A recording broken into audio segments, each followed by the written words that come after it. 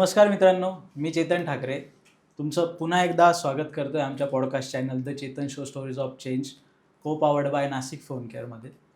मित्रांनो, काही टेक्निकल आणि मेडिकल इश्यूजमुळे थोडंसं हा एपिसोड यायला वेळ लागला, त्यासाठी मी दिलगिरी व्यक्त करतो. पण त्या वेटचा एक जो आपल्याला एक फळ असतं, की एक थांबून किंवा एक वेळ काढून काही गोष्टी जमवायला जे आपल्याला जो वेळ जातो, त्याचं जे फळ मिळतं, ते आज खूप छानरित्या आपल्याला भेटलेलं आहे. ते आज तुम्हा सगळ्यांना ह्या आपल्या एपिसोडमध्ये बघायला भेटणार आहे व ऐकायलाही भेटणार आहे. ते फळ म्हणजे जो आपला डाएट आहे, सगळ्यात महत्त्वाचं जे आपला आहार आहे, जो आपण दैनंदिन जे धावपळीच्या जीवनामध्ये जे पळापळीमध्ये आता सध्या कुठेतरी आपलं ते मिस होतं आहे, कुठेतरी राहून जातं आहे, की आपला जो दैनंदिन आहार, जे रुटीन डाएट आपण जो घेतो, तो खरोखर तुम्ही बरोबर घेतात का? हा सर्वप्रथम सगळ्यात मोठा प्रश्न आपण स्वतःला विचारू शकतो सकाळी उठल्या-उठल्या. जो प्रत्येकजण विचारतो आणि आपल्याला माहीत आहे आपण ह्या गोष्टीमध्ये परिपक्व नाही. कारण आपल्याकडे तेवढा वेळ नाही. आपल्याला मेंटल प्रेशर खूप आहे, आपल्याला वर्क प्रेशर खूप आहे, आपल्याला फॅमिली प्रेशर खूप आहे, आपल्याला इनर प्रेशर पण खूप आहे. तर एवढ्या सगळ्या गोष्टींमध्ये आपण डाएट घेतो का? पूर्णपणे आहार घेतो का? नाही घेत. तर ह्या सगळ्यांचं एक मिक्सर, एक कॉम्बिनेशन म्हणून हा एपिसोड आपण आज बनवणार आहे. या एपिसोडमध्ये तुमच्या ज्या रुटीन लाईफमध्ये जी आपली धावपळीची लाईफस्टाईल आहे किंवा जे दैनंदिन आपण जे जॉब करतोय, तुम्ही जे बिझनेस करताय, त्यामध्ये आपल्याला खूप वेळ भेटत नाही आहे डाएट करायला, आहार तेवढा घ्यायला. तर हे सगळं जाणून घेण्यासाठी आज आपल्याकडे एक क्लिनिकल डायटिशियन्स मॅडम आहेत, ज्यांचं नाव आहे रिष्टी मेहता. त्या एक प्रोफेशनल डायटिशियन आहेत आणि सर्वात प्रथम म्हणजे नाशिककरांसाठी स्पेशली ते आपलं जे एअर फोर्स आहे, तिथे त्या ॲज अ डायटिशियन म्हणून ऑन रोल आहेत आणि त्यानंतर त्यांच्या ऑर्गनायझेशन पण आहेत. त्यामध्येही ते खूप साऱ्या अवेअरनेस आपल्या लोकांना, आपल्या सोसायटीला देत असतात. तर आज त्यांच्याशी आपण डायरेक्टली बोलूया आणि आपले जे काही छोटे-छोटे प्रश्न असतील, जे रुटीन लाईफमध्ये आपल्याला उपयोगात येतील, असे प्रश्न त्यांना विचारून आपण त्यांची उत्तरं त्यांच्याकडनं गोळा करूया. चला तर मग आपण सुरू करूया. सर्वप्रथम मी मॅम तुमचं आमच्या पॉडकास्ट चॅनलमध्ये खूप स्वागत करतो, की तुम्ही वेळ काढून खूप एफर्ट्सनी आम्हाला वेळ दिला आणि तुम्ही रेडी झाल्या. तुम्हाला पण माझ्यातर्फे खूप खूप धन्यवाद की मला या पॉडकास्टमध्ये बोलवल्याबद्दल. आणि माझी पूर्ण अशी इच्छा राहील की माझा जो नॉलेज आहे ते सोप्या रीतीने मी कसं लोकांपर्यंत पोचवू शकेल, हे माझं आजचं थोडक्यात उद्देश राहील. Thank you ma'am. नाही, तुम्ही त्यावर खऱ्या उतराल हे मला खूप कॉन्फिडन्स आहे. कारण डायटिशियन्स किंवा आहारतज्ञ खूप बघायला भेटतात. हो खूप सारे आहेत, नाशिकमध्ये पण आहेत, ओव्हरऑल महाराष्ट्रात खूप आहेत. हो आहेत. पण एक ॲज अ कस्टमर प्रॉस्पेक्टिव्हनी एक जो डाएट प्लॅन दिला जातो आणि राईट. बेसिकली फोकस यावर असतो, की तो डाएट आपल्या जो रुटीन लाईफमध्ये जे आपण खातो, त्याच्या व्यतिरिक्त असतो. तर हो. ह्या डाएटमध्ये चान्सेस असे असतात, की जी मिडल क्लास फॅमिली आहे, ते काही गोष्टी अफोर्ड करू शकत नाही. अगदी बरोबर. तर मग हेच आपल्याला थोडंसं जे मिसकन्सेप्शन आहे, की डाएट करण्यासाठी आपल्याला महागडेच फळं लागतात नाही. किंवा बाहेरचाच डाएट लागतो. हम्म. आज आपण त्या थोडक्यात त्या गोष्टी पण थोड्याशा कव्हर करूया. नक्कीच. आणि तुम्ही ज्या पद्धतीने आम्हाला अप्रोच केलं, की आहे जे तुमचं बॅकग्राऊंड आहे, ते आम्हाला खूप महत्त्वाचं ठरेल आजच्या एपिसोडमध्ये. बरोबर. तर मॅम, माझा पहिला क्वेश्चन असा आहे, जो मी सर्वांना विचारतो, राईट. की ॲज अ प्रोफेशन डायटिशियनच का? तुम्ही म्हणजे ॲज पर युअर नॉलेज तुम्ही डॉक्टरही बनू शकले असता, फिजिओथेरपिस्ट, काही MD, MS, पण डायटिशियन का? ओके. लहानपणापासून ना आपण खेळण्यामध्ये आपल्याकडे डॉक्टर सेट असतो सगळ्यांकडे. हो. राईट. मलाही खूप आवडायचं आणि डॉक्टर नाव हे ऐकून एक फॅसिनेशन होतं लहानपणापासून की डॉक्टर बनायचं आहे. किंवा तो व्हाईट कोट जो घालतो आपण, हो. त्याचा जो प्राऊड असतो किंवा एक डॉक्टराला जो सन्मान असतो तो भेटतो. ठीक आहे. बट लहानपणापासून मी ॲव्हरेज होती शिकण्यामध्ये. म्हणजे डॉक्टरच होईल असं स्वतःला वाटलं होतं की थोडं अवघड आहे. पण जेव्हा मी कॉलेजमध्ये ॲडमिशन घेतलं आणि ह्या स्ट्रीमबद्दल मला कळालं, सो मग मला वाटलं की डॉक्टर नाही, पण त्याच्या सोबतीचं मी डायटिशियन तर नक्कीच बनू करू शकते. अच्छा. आणि असं काही नाही की मला सॅलड खूप आवडत होतं म्हणून मी डायटिशियन हा प्रोफेशन चूज केला. राईट. बेसिकली की डॉक्टर बनण्याची लहानपणापासून इच्छा होती आणि लोकांचं काही दुखणं असेल किंवा त्यांचे काही प्रॉब्लेम्स असतील तर ते आपण सॉल्व्ह करू शकतो. सो मेडिसिनद्वारा नाही, बट ॲटलिस्ट ॲज अ डाएटच्या दृष्टिकोनातून मी करू शकते. आणि मेडिसिनचे जे मेन आहेत हिपोक्रेट, त्यांनी सांगितलंच आहे की let food be the medicine and let medicine be the food. म्हणजे ज्यापर्यंत तुम्ही अन्नाला मेडिसिन समजून खाणार आहे त्यापर्यंत तुम्हाला मेडिसिनची गरजच पडणार गरजच नाही. पडणार नाही. म्हणजे इनडायरेक्टली मी बरोबर तिकडे माझ्या गोलवर पोहोचले असं मला वाटतं. हा, म्हणजे इथून नाही तर तिकडून तिथून, कुठून हा. तरी आपण एक काहीतरी सर्व्हिस लोकांना हो, प्रोव्हाइड करतो पोहोचवतोय. आहे हेल्थ रिलेटेड. मॅम, सगळ्यात जो आपला स्टार्टअप आहे एपिसोडचा सगळ्यात महत्त्वाचा क्वेश्चन आहे की आत्ता जे सध्या जे इन्व्हायरमेंट आहे डाएटला घेऊन बेसिकली मिडल क्लास किंवा पुअर Right. फॅमिलीज असतील जे सर्वाईव्ह करताय, हो. तर ह्या क्लासला जर आपण लक्षात घेतलं तर याच्यामध्ये सगळ्यात मोठा गैरसमज किंवा एक मिसकन्सेप्शन काय आहे असं तुम्हाला काय वाटतं की हा आहाराबद्दल खूप काहीतरी वेगळा गैरसमज आहे? हो. आता आपण हमखास डॉक्टरकडे जातो कारण आपल्याला माहिती आहे की आपल्या बजेटमध्ये ते बसणार आहे. Yes. पण डायटिशियनसोबत हा खूप मोठा डिसएडव्हान्टेज असतो की खूप महाग आहे, इथे जाणं पोचणं थोडं अवघड आहे. पण असं नाही आहे. असे पण काही डाएट्स असतात जे आपण आपल्या डे टू डे लाईफमध्ये जे खातोय त्याच्यातनं पण आपण बेसिक डाएट सुरू करू शकतो. आपल्याला गरजेचं नाही का काही फॅन्सी डाएटच करायचं आहे, काही फॅन्सी फ्रूटच खायचं आहे, नाही.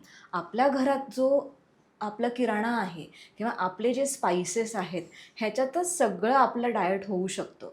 आपल्याला बाहेरनं एक्स्ट्रा काही फॅन्सी घेण्याची गरज नसते. सो हा एक मोठा गैरसमज आहे की डाएट म्हटल्यावरती आम्हाला काहीतरी खूप वेगळं करावं लागेल, आम्हाला आमची दिनचर्या पूर्ण बदलावी लागेल. पण असं नाही आहे. माझं काम असं असतं की तुमचं जे लाईफस्टाईल आहे, तुमचं जे कामाचं स्वरूप आहे, तुमचं घरातलं काम, बाहेरचं काम, वर्किंग लेडी आहात किंवा मेल आहात, तर तुमच्या आहारामध्ये काय चुकतंय हे माझं काम आहे तुम्हाला समजवण्याचं. बरोबर. सो हे आपण त्यांना असं गाईड करू शकतो. अच्छा. आणि मॅम असं म्हणजे असं होतं का की आपण जो किराणा भरतो जसं तुम्ही बोलले, किराण्यामध्ये मोस्ट ऑफ आपलं असतं की तेल आणि गहू तांदूळ हे तर अशा म्हणजे काय अशा बेसिक गोष्टी असतील ज्या आपण शुअरली त्या किराणामध्ये ऍड केल्याच पाहिजे? अशा काय गोष्टी असतात जे तुम्ही काय सांगाल? फक्त किराणामध्ये काही गोष्टी घेतल्यापेक्षा आपण किती प्रमाणात घेतोय. आता समजा मी एक फॅमिलीचं एक उदाहरण दिलं की 4 लोकांची फॅमिली आहे. माझं जे आत्तापर्यंत 17-18 वर्षाचा एक्सपिरियन्स आहे त्याच्यामध्ये मी हे बघितलं आहे का प्रत्येक फॅमिलीमध्ये जर समजा 4 लोकांची फॅमिली आहे तर 4 ते 5 लिटर तेल आरामात लागतंय. त्याच्याशिवाय तूप होतंय, मग ते तूप घरगुती असो की बाहेरचं असो. त्याच्याशिवाय शेंगदाणे असतात, खोबरं असतात, नट्स ऑइल सीड्स जे आपण म्हणतो, जसं तीळ झालं, काजू बदाम झाले. तर हे सगळ्यात मधला जो टोटल ऑइल इनटेक आहे तो एक विजिबल पण आहे आणि इनविजिबल पण आहे.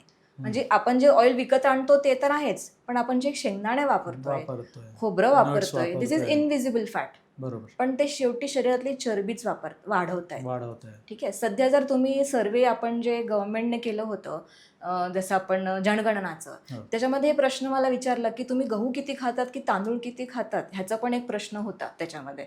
राईट. म्हणजे आपल्या भारतामध्ये गव्हाचं प्रमाण खूप जास्त आहे आणि हे जे हरित क्रांती होती त्याच्यानंतर ह्याचं प्रमाण वाढलंय. पण आपण भारतीय म्हणून आपल्याकडे ज्वारी, बाजरी, नाचणी ह्याचं सेवन पहिल्यापेक्षा जास्त होतं, पण हरित क्रांतीनंतर ह्याचं प्रमाण वाढून गेलं. सो आपलं प्रमाण प्रत्येक गोष्टीचं किराण्याचं तो महत्त्वपूर्ण आहे. बरोबर. त्यामध्ये ऑइल सगळ्यात मोठा फॅक्टर ऑइल. आणि तुम्हाला पर पर्सन किती लागणार आहे हे पण तुम्हाला समजणं गरजेचं आहे. जे आपण पुढच्या ह्याच्यात बोलूच या डिटेलमध्ये की प्रत्येकाची इंडिव्हिज्युअल गरज काय. बरोबर. त्याच्या हिशोबाने किराणा ठरवला तर खूप बेटर होईल. किराणामधलं तुम्हाला सगळ्यांना माहितीच आहे का जंक फूड आणायचंच नाहीये.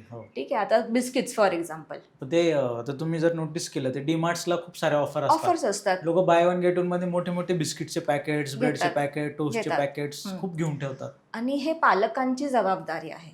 तुम्ही खाल्लं तर मुलं आपोआप खाणार आहे.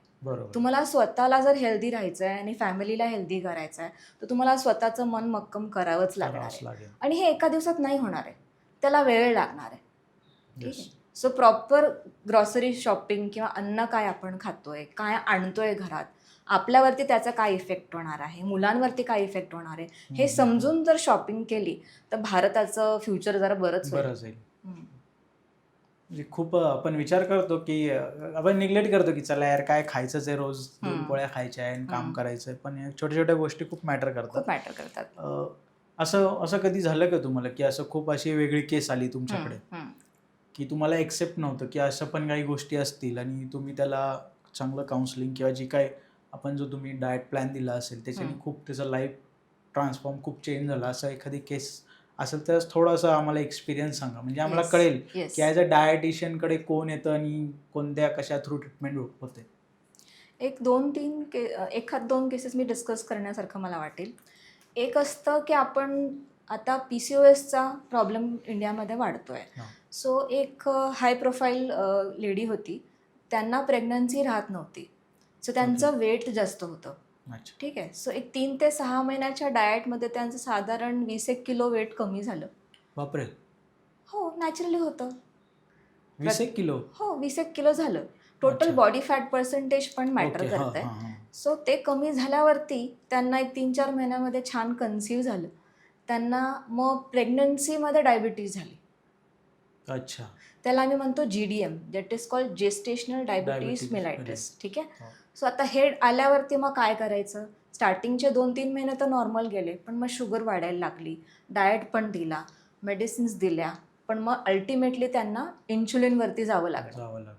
मग त्या कंडिशनमध्ये proper diet, proper weight maintenance. आता बायकांना काय वाटतं ना, मी प्रेग्नंट आहे तर मला 2 लोकांचा खायचा आहे. प्लीज हे कॉन्सेप्ट डोक्यातनं काढून टाका. प्रत्येक बाईला एक लिमिटेडच क्वांटिटीचं अन्न खाणं गरजेचं आहे. त्याच्यात पण कर्बोदके, प्रथिने, चरबी, बेसिक कार्बोहायड्रेट, प्रोटीन, फॅट हे आपल्याला लिमिटमध्ये खाणं गरजेचं आहे, बाळाच्या गरजेच्या हिशोबाने. आपल्याला ओव्हर इटिंग नाही करायचं आहे. मग ओव्हर इटिंग झाल्यावरती मग शुगर वाढते, फॅट वाढतं आणि मग डायबिटीज वाढल्यामुळे मग बाळाचं वेट एकतर खूप ओव्हर वेट होईल, नाहीतर तुम्हाला प्रीमॅच्युअर डिलिव्हरी करावी लागेल. बरोबर. सो मग त्या कंडिशनमध्ये आपण चांगलं मॉनिटर केलं, असं बघितलं की टोटल प्रेग्नन्सीमध्ये 5 ते 6 किलो वेट त्यांचं वाढू दिलं, ज्याच्याने शुगर पण कंट्रोलमध्ये येईल आणि खूप सुरेख त्यांची डिलिव्हरी झाली. 3 किलोचं छान गुबगुबीत व्यवस्थित हेल्दी बाळ होतं त्यांचं. फक्त डाएटच्या बेसवर? हां, फक्त डाएटच्या प्रॉपर बेसवरती आणि व्यायाम पण ऑफकोर्स सोबत. म्हणजे असं काय, म्हणजे असं सध्या काय वाटतं तुम्हाला की ज्या पण आपल्या जो फिमेल क्राऊड आहे, ज्या महिला आहेत, त्यांच्या डाएटमध्ये काय चुका होतात? कारण इंडियन जर तुम्ही आहे, एक मेल होते अराउंड 25-30 त्यांची एज होती आणि त्यांना डायबिटीज डिटेक्ट झालं. ठीक आहे. अराउंड 8.1 त्यांचं HbA1c होतं, जे 3 महिन्याची शुगर असते, त्याच्याने आपल्याला ॲव्हरेज शुगर पेशंटची कळते. खूप घाबरलेले होते की माझी शुगर वाढली आहे, माझ्या फॅमिलीमध्ये आहे की मला डायबिटीज खूपच आहे आमच्या फॅमिलीमध्ये, मला काही करून माझं डायबिटीज रिव्हर्स करायचं आहे. आजपर्यंत वन ऑफ द एकदम सिन्सिअर पेशंट जे म्हणतात ना, जे आपलं पूर्ण ऐकतात, पूर्ण फॉलो करतात. सो त्याचं होतं तर मी 3 महिन्यामध्ये त्याची जी HbA1c होती ती पूर्णपणे नील केली. ते 5.6च्या आत आली. अच्छा. नॉर्मल HbA1cचा लेवल तो असतो. आणि त्याचा वेट लॉस किती झाला असेल 3च महिन्यामध्ये? 25 किलो. बट खूप हेल्दी पद्धतीने, काही अनहेल्दी दिल्या, डिसिप्लिन, एकदम डिसिप्लिन. तो माणूस रन करायचा. बापरे. म्हणजे माझ्या गायडन्सच्या अंडरच केलं, पण त्याचं होतं की मला मॅम 3 महिन्यात काही करून मला ते आपल्याला रिझॉल्व्ह करायचं आहे. सो मी त्याला म्हणत होते की एवढं फास्ट जायची गरज नाही आपल्याला, आपण स्लो पण करू शकतो. पण त्याची बॉडीने एवढा चांगला रिस्पॉन्ड केला डाएटनी की तो अनहेल्दी वेट लॉस नाही झाला, तो प्रॉपर फॅट लॉस झाला आणि पूर्णपणे त्याची डायबिटीज पण कंट्रोलमध्ये झाली. तर आजच्या तारखेत पण त्याचं वेट मेंटेन आहे, त्याची शुगरही वाढलेली नाही आहे. म्हणजे 2 वर्ष झाले असतं त्या गोष्टीला. प्रॉपर BMI मध्ये आहे आता. प्रॉपर BMI मध्ये आहे. आणि हे जे सॅटिस्फॅक्शन असतं ना, पेशंटला जो रिझल्ट मिळतो, त्यांचे आजार रिव्हर्स होतात, ह्याच्यात मला जास्त आनंद मिळतो. तेच आपलं एक म्हणजे माझा रिवॉर्ड असतो. बरोबर. तुम्ही जसं मॅम जे पहिली केस सांगितली जी फिमेल होती, त्यावर माझा असा एक नेक्स्ट क्वेश्चन आहे की जे आपल्या इंडियन जे फिमेलचं जे फिजिक्स आहे, ज्या महिलांचं आहे, की आपण जर का म्हणजे आपल्या महिलांचं असं म्हणणं असतं की आता लग्न झालं, मुलं झालं, आता कुठे काय बघायचं. पण यांना कम्पेअर जर का आपण अदर कंट्रीजच्या फिमेल्स बघितल्या, त्यांचं ॲज पर फिजिक्स आणि आपलं जर फिजिक्स आपल्या भारतातल्या महिलांचं कम्पेअर केलं त्यात खूप मोठा फरक दिसतो. हो, खूपच. हे का होतं असं? का यांना का का आपल्या महिलांना तेवढं आहाराचं इम्पॉर्टन्स नाही आहे नाहीये. असं काही आहे? आहे. तुम्ही जसं बोलले बहाराच्या नात्यात, जर तुम्ही बाहेरगावी फिरायला गेले, तर तुम्ही बघणार की एक 70-80च्या नंतरच्या सगळ्या लेडीज किंवा जेंट्स एक व्हीलचेअरवरती आपण त्यांना एअरपोर्टवरती घेऊन जातोय घेऊन जातोय. किंवा बाहेर येतोय. हो. तुम्ही जर जपानमध्ये बघितलं तर त्यांचं 90च्या नंतर पण ते वर्किंग असतात. सो आपलं कसं असतं ना, 50शी झाली, 60 झाली की आपलं काम आपल्या काम बंद करायचं आहे. करायचं. पण ते ट्रू नाही आहे. तुम्ही ज्यापर्यंत अलाईव्ह आहात, तुम्हाला काम करणं हे इम्पॉर्टंट आहे. इंडियन फिमेल्सच्या अशा ह्याच्यात असतं की काम तर आहेच, पण मेंटल लोड पण तेवढंच आहे. हो. मुलांना, घरच्यांना समजा वर्किंग आहे तर त्याचा लोड पण सांभाळणं तेवढंच त्यांना सगळं भागावं गरजेचं लागतंय. हो. आणि लहानपणापासून आपण ती सवयच लावलेली नाही आहे. किंवा एक Yes. स्त्री आहे, एक मुलगी आहे, तर तिला नेहमी लहानपणापासून शिकवलं जातं. समजा एखादा भाऊ असेल तर तिला शिकवलं जातं की तुझं कमी असेल ना अन्न तर चालेल, पण त्याला एक पोळी जास्त दे. जास्त किंवा द्या. फिमेलचं जर बघितलं की आपण जेव्हा खायला बसतोय, सगळ्यांना वाढून मग शेवटी एक लेडी बसतेय, मग बरोबर. तिला ती उरलेलं खाते. असलं तर ठीक, नाही तर नाही. समजा एखादी पनीरची भाजी बनवली आहे तिने, तर समजा 100 ग्राम, आता तुम्ही जसं म्हटलं कॉस्ट फॅक्टर असतो. हो. पनीरची भाजी आणली आहे तर त्याच्यातलं मग ती 2 पीसच खाते, बाकी पूर्ण फॅमिलीला देते. घरच्यांना पुरतील हां. का नाही. पण ह्याची जाणीव फॅमिलीला पण व्हायला पाहिजे Yes. की सोबत बसून इक्वल पोर्शनमध्ये खाणं हे एवढंच इम्पॉर्टंट आहे. गरजेचं आहे. राईट. आणि स्वतःला प्रायोरिटाईज करा. जर तुम्ही हेल्दी असणार आहे तर तुमची फॅमिली हेल्दी असणार आहे. तुमच्यामध्ये एनर्जी नाही आहे, तुम्हाला दिवसभर कामाची चिडचिड आहे, मग तुम्ही तेच तुम्हाला पुढचं तुमची फॅमिली लाईफ किंवा तुमचं ते हेल्थ इश्यूज तर राहणारच आहे. सो आपण जर स्वतःला गाईड नाही केलं, आपला स्वतःचाच आहार व्यवस्थित नसेल, तर आपण फॅमिलीचा आहार चांगला कसंच करू शकणार आहोत? बरोबर. तो मेंटेनन्स राहू शकत नाही. हो, नाही. कारण मग ते काय प्रपोर्शनेट डाएट होतो तो. म्हणजे नाही. ते डाएट नाही म्हणता येणार आपण, पण एक वाटलं जातं ते थोडं. हो. मग धड यांचंही पूर्ण होत नाही, हां. धड त्यांचंही पूर्ण होत नाही. हां. त्याच्यामुळे ते चेंजेस दिसायला लागतात. आणि बायकांचा अजून एक प्रॉब्लेम असतो की उठून नाश्ता नाही करायचा, हो. सगळ्यांना डबा देऊन टाकायचा, शेवटी उरलं तर खायचं. येस. सगळ्यात मोठा फॅक्टर. मग प्लीज असं करू नका. ॲटलिस्ट गेल्यावरती शांततेत बसून सगळ्यांसाठी बनवत थोडं स्वतःसाठी पण बसून खाऊन घ्या. कारण सकाळी सकाळी तुमच्या बॉडीला ते कार्बोहायड्रेटची, ते ऊर्जेची गरज असते. तुम्ही करत नाही म्हणून मग तुमचं तो ब्रेन फॉग असतो किंवा तुम्हाला वाटतं की आता मी फ्रीज उघडलंय, मी काय काढायला उघडलं मला आठवत नाही आहे. हो. म्हणजे हे बेसिक एनर्जीची तुमच्या बॉडीमध्ये कमतरता असल्यामुळे होते. सो स्वतःचं लक्ष देणं, आहाराकडे लक्ष देणं जास्त खूप गरजेचं आहे. इम्पॉर्टंट आहे. मग असं म्हणजे आता काही जण मला म्हणतात, आता मी डाएट फॉलो करतो बऱ्यापैकी. मी ट्राय करतो की माझा डाएट फॉलो राहील.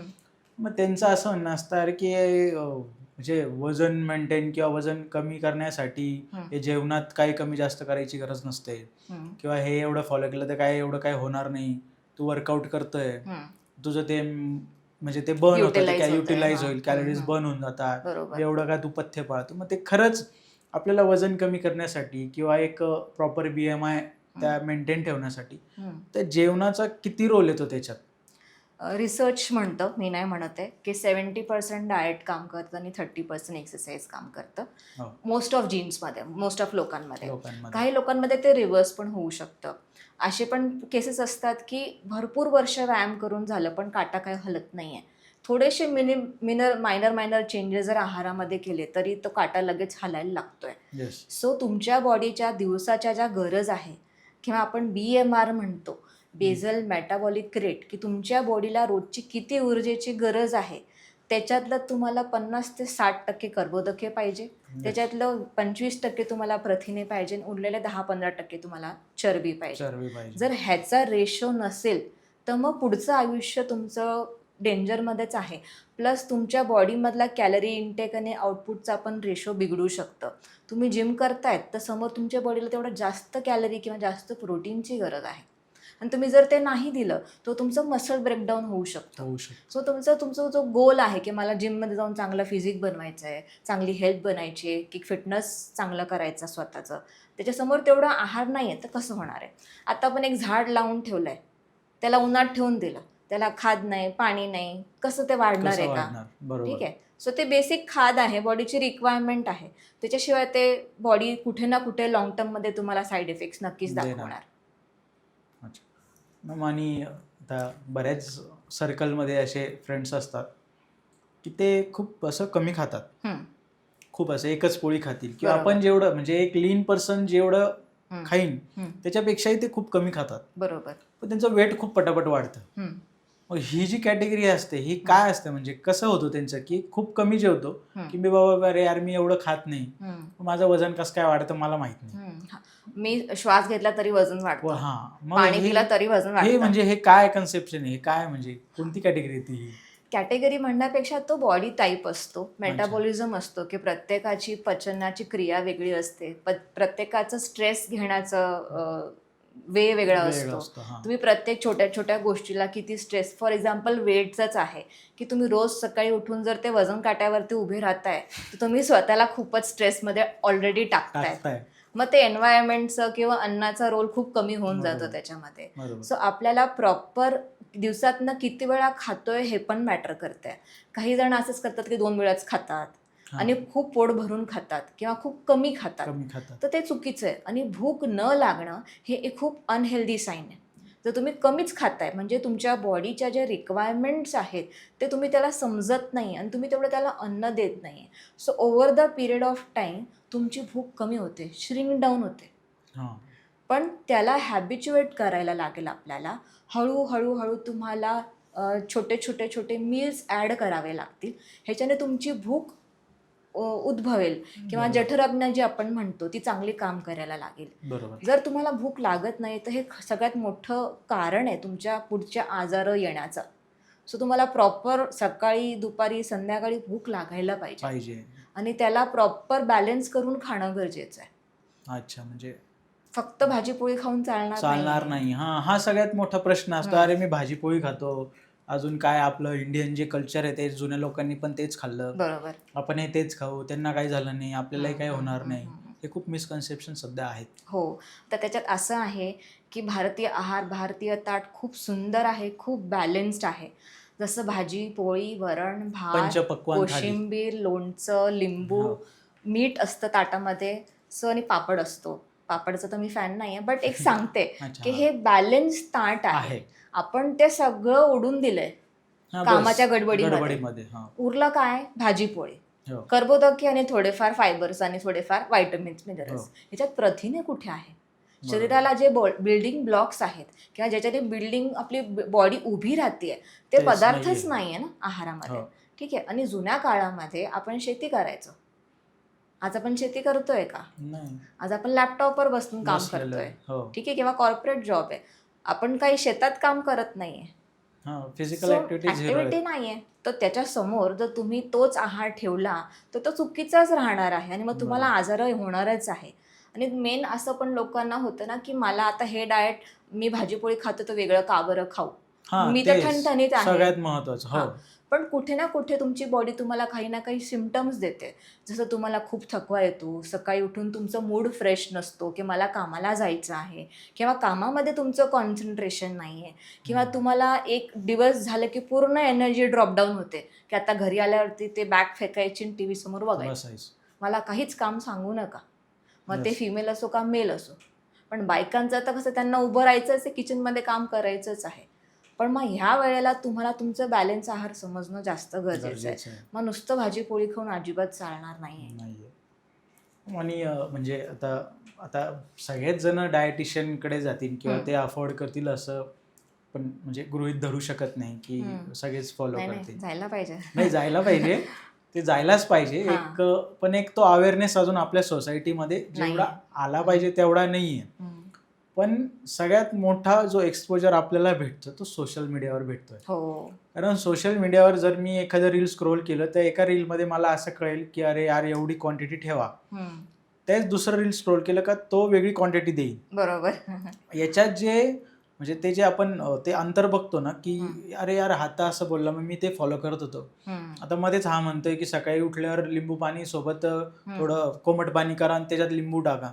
एक जण म्हणतोय उठा आणि फक्त तुम्ही एक जिरा वॉटर घ्या. राईट. असे खूप सारे आहेत की मग नेमकं फॉलो काय करायचं? म्हणजे ते सोशल मीडियावर जे काही येतंय ते कितपत महत्वाचं किंवा कितपत फायदेशीर असतं की जे की आपण एक ॲज अ डायटिशियनकडे जाऊन जे काही तो डाएट प्लॅन किंवा जे त्यांचं काउन्सिलिंग असतं ते आणि सोशल मीडिया यात किती फरक पडतो, काय डिफरन्स पडतो, किंवा ते करायला पाहिजे की नाही फॉलो हां.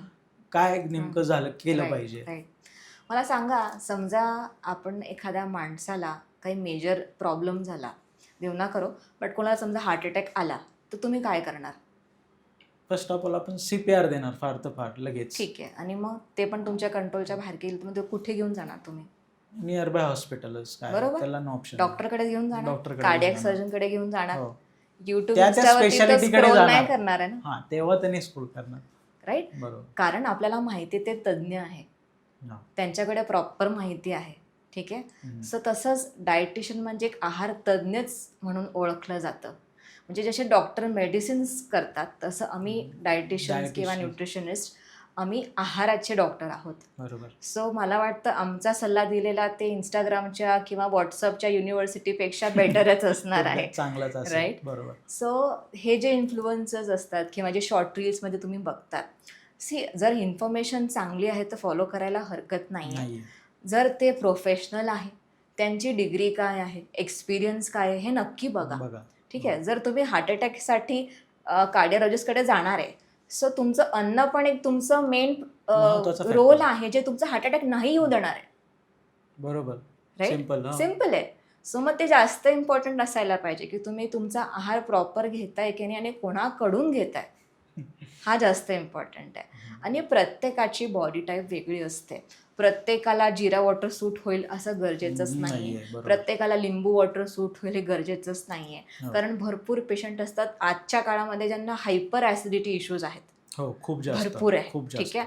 म्हणजे मला एक पेशंट असं आहे ना की ते नाशिकच्या मोठ्या डॉक्टरांकडे फिरून आले, त्यांची हजारो रुपये खर्च करून झाले, पण within a month acidity cure झाली आहे माझ्याकडे. अच्छा. कारण त्याच्यामागे त्यांची बॉडी टाईप समजून घेणं गरजेचं आहे की त्यांना काय सूट होतंय, त्यांना काही सूट होत नाही आहे. रील्सवरती जे टाकताय ते जनरलाइज्ड आहेत. हो. ठीक आहे. तुम्ही जनरल पॅरासिटामॉल डोलो घेतात कारण तुम्हाला डोकं डोकं दुखतं, दुखतं. पण जेव्हा प्रॉब्लेम वाढणार आहे तुम्ही स्पेशलिस्टकडेच जाणार आहे. तसंच तुमच्या बॉडीला समजण्यासाठी त्याची जेनेटिक्स काय आहे, त्याचा जठराग्नी कशी काम करते आहे, पित्त प्रकृती आहे, कफ प्रकृती आहे, ते सगळं समजून एक डायटिशियन तुमचा डाएट प्लॅन करून देते आहे. सो नक्कीच एक डायटिशियनकडे जाणं आणि नुसतं रील स्क्रोल करून बघणं हे चुकीचं असेल. आता म्हणजे आपण म्हणतोय की डायटिशियनकडे जायचं, पण एक मिनिमलाइज एक काय चार्ज असतो की समजा एक बेसिक डाएट प्लॅन हवा आहे एखाद्याला, तर जे तुमच्याकडे येतो तो एक बेसिक कॉस्ट काय आहे, ते किती खर्च येईल? म्हणजे साध्या भाषेत विचारलं गेलं की एखाद्याला जर डाएट प्लॅन हवा आहे त्याच्या रुटीन लाईफला फॉलो करून ते सगळं बरोबर. करून, तर एक त्याला काय कॉस्ट पडेल, किती चार्जेस मिनिमम पडतील? एक डॉक्टर आहेत जे मला सपोर्ट करतात. माझं करिअर सुरू करण्याच्या मागे त्यांचा चांगला हात आहे. सो ते त्यांच्या पेशंटला एकच गोष्ट सांगतात, जर तुम्हाला पुढच्या आयुष्यामध्ये तुम्हाला 15 ते 20 लाख वाचवायचे असतील स्वतःच्या मेडिक्लेमचे किंवा स्वतःच्या हेल्थच्या, सो हा डायटिशियनचा खर्च तर खूपच कमी पडणार आहे तुम्हाला. ओके. सो अच्छा. त्याचा नक्की विचार करा. अच्छा. म्हणजे माझा एक फ्रेंड आहे, तर त्याला हायतस हर्निया आहे. ओके. आणि तो म्हणजे खूप वर्षापासून आहे, जवळपास त्याला आता एक 8-9 वर्ष झाले असतील, तर कंटिन्यू अँटासिडवर आहे. त्याशिवाय त्याला होत नाही. म्हणजे बरोबर. जर ती अँटासिड घेतली नाही तर मग खूप कॉम्प्लिकेशन येऊन जातात. राईट. पण आता तो ऑन मेडिसिन आहे खूप दिवसांपासून. बरोबर. मग त्याचं आहे की बेसिक तर त्याला माहिती आहे की जे बरोबर. डॉक्टर सांगतात, जे गॅस्ट्रायटिस असतात ते सांगतातच. बरोबर. ह्या केसमध्ये काय होतं, म्हणजे मी त्याचं जेवढं बघितलं आहे, माझा फ्रेंड थोडंसं मला न्यूट्रिशनबद्दल माहिती आहे, पण जर न्यूट्रिशनवर थोडासा जर फोकस केला तर तो जरासा बरा राहतो. तर त्याच्यात थोडासा जरी बाउंड्री त्यांनी क्रॉस केली का झालं, म्हणजे संपलं, मग खूप अवघड काम होतं. बरोबर. अशा केसेसमध्ये पण न्यूट्रिशन महत्त्वाचं ठरत असेल ना? 100% न्यूट्रिशनच त्याला रिकवर करू देऊ शकतं. कारण हायटस हर्निया हा एका दिवसात किंवा एका महिन्यात सॉल्व्ह नाही होत. हो. त्याला 3 महिन्याचं प्रॉपर मॉनिटर किंवा 6 महिन्याचं प्रॉपर मॉनिटरिंग करावं लागतं. त्याचं बेली फॅट किती आहे, हिप टू वेस्ट सर्कम्फरन्स किती आहे, तिकडची चरबीचं प्रमाण किती आहे. जर हे कमी होणार नाही आहे तर त्याचं हायटस हर्निया पण बरं होणार नाही आहे. सो त्याला मेन फोकस त्याचं चरबीचं प्रमाण आणि त्याचं कंटिन्यू मॉनिटर करणं गरजेचं आहे. तरच तो हायटस हर्निया क्युअर होऊ शकतो आणि होतो. आणि मी 100% गॅरंटी देते की तो विदाऊट मेडिसिन आयुष्य पुढचं काढू शकतो, जर त्याने प्रॉपर डाएटचा सल्ला घेतला, प्रॉपर फॉलोअप घेतला. आणि असं नाही आहे का कधीच आयुष्यात कधी खायचं नाही आहे. आपल्याकडे सणवार असतात, ठीक आहे, दिवाळी दसरा असतो, आपल्याला देवीचं नैवेद्य असतं, हे सगळं आपण कधी ना कधी तर आयुष्यात खाणारच आहे ना. सो ते खाण्याच्या अगोदर तुमचं हे रिव्हर्स व्हायला पाहिजे, तुमचं मेटाबॉलिझम स्ट्रीमलाईन व्हायला पाहिजे, मग तुम्ही सगळंच खाऊ शकणार आहे. सी आता कसं असतं ना की तो गट हेल्थ खूप खराब आहे त्यांचा ॲक्च्युली. सो ते गट हेल्थ का खराब आहे, कारण त्याच्या मागचा खूप हिस्ट्री असेल की वर्षानुवर्ष अनहेल्दी डाएटवरती असेल, स्ट्रेस असेल, लाईफस्टाईल असेल, खूप गोष्टी असतात त्याच्या मागे. सो त्याला पण वेळ लागलाय ना उद्भवायला, सो त्याला क्युअर व्हायला पण तेवढाच वेळ द्यावा लागेल आणि ते नक्कीच क्युअरेबल आहे. कारण काय तो म्हणजे इथे ट्रीटमेंट झाली का तिथे जाईन, अरे इथे नाही फरक पडत आहे, म्हणजे होमिओपॅथी पासून फार म्हणजे सर्जरी पर्यंत पोहोचलाय. बरोबर. आता काही म्हणतात की सर्जरीची गरज नाहीये सध्या, पण जर सर्जरी केलीस तर बरा होऊन जाशील, पण मग नंतर तुला असं नाही की खूप म्हणजे त्याला खूप पथ्य पाळायला लावले, मग तो त्या भीतीने सर्जरी करत नाहीये. नाही, उलट कसं आहे ना की प्रॉपर एक डायटिशियनकडे जाऊन पूर्ण 6 महिन्याचा तरी कोर्स करा. अच्छा, ठीक आहे. आणि जर नाहीच झालं तर मग वी कॅन सी की आता पुढे सर्जरी, कारण सर्जरी केल्यानंतर पण ते प्रॉब्लेम परत येणारच आहे. कारण तुमचं मेन प्रॉब्लेम कुठे आहे, तुमचा आहार. तुमच्या आहारामध्ये तुमचं हे सगळे रिफ्लक्सेस येतात किंवा त्याच्यामुळे तुम्हाला हायटस हर्नियाचा प्रॉब्लेम वाढलेला आहे, जो तो मेन रूट कॉज आहे. तुम्ही तेच क्युअर नाही केला तर तो सर्जरी किंवा तो काहीच इफेक्ट देणार आहे तुम्हाला. बरोबर. आपण परत येऊ आपल्या टॉपिककडे थोडंसं. जे आता ज्या फिमेल्स आपल्या महिला आहेत त्यांच्यामध्ये जे आता सध्या एक इंटरमिटंट फास्टिंग हा नाव खूप, म्हणजे तुम्ही जर का असं एखाद्याला गेले की तो पहिले हे 2-3 वर्ड वापरेल की मी अशा अशा गोष्टी करतो, म्हणजे ज्याने वाटलं पाहिजे समोरच्याला की मी खूप डाएट छान फॉलो करतो. तर ते किती गरजेचं आहे? इंटरमिटंट फास्टिंग हे आहे का, म्हणजे त्याचं भेटतो रिझल्ट आहे की नाही, काय आहे नेमकं? प्रत्येक वर्ष 2 वर्षांमध्ये ना असं एक नवीन डाएट निघतं, लोक फॉलो करतात, त्याचे रिझल्ट मिळतात आणि मग त्याच्यावरती रिसर्चेस होतात की आता हे डाएट पण काही कामाचं नाही, तो डाएट पण काही कामाचं नाही. ठीक आहे. इंटरमिटंट फास्टिंग हे फक्त आणि फक्त खूपच म्हणजे एक एक्स्ट्रीम कंडिशन असेल, जेव्हा वेट लॉस स्टॅग्नंट झालंय तेव्हा करायला पाहिजे. इट्स जस्ट बॉडीला एक स्विच देण्यासाठीचं पुरतं काम आहे. बाकी इंटरमिटंट फास्टिंगनी तुमची ॲसिडिटी वाढू शकते, तुमचे हॉर्मोनल इम्बॅलन्सेस होऊ शकतात, त्या गडबडीमध्ये तुम्ही इम्बॅलन्स डाएट करू शकतात. ठीक आहे. स्पेशली तुम्ही जे म्हटले तर ज्याला खूप हायपर ॲसिडिटीचा इश्यू आहे त्यांनी तर कधीच नाही इंटरमिटंट फास्टिंग करायला पाहिजे. आणि ऑलवेज बॅलन्स डाएट हे सगळ्यात बेस्ट डाएट राहणार आहे. मध्ये इंटरमिटंट फास्टिंग पाहिजे अगोदर किटो डाएटचं हे होतं, फॅड होतं किटो करायचं. पण तुम्हाला माहिती का किटो डाएट कोणासाठी बनवला गेला होता? किटो डाएट हे एपिलेप्टिक पेशंट ज्यांना फिट येतात ह्यांच्यासाठी तो डाएट इन्व्हेंट केलेला होता. अच्छा. हां, ज्याच्याने त्यांचे न्यूरोलॉजिकल प्रॉब्लेम्स जे आहे ते स्ट्रीमलाईन राहतील. हे वेट लॉसचं डाएट नाही आहे. ठीक आहे.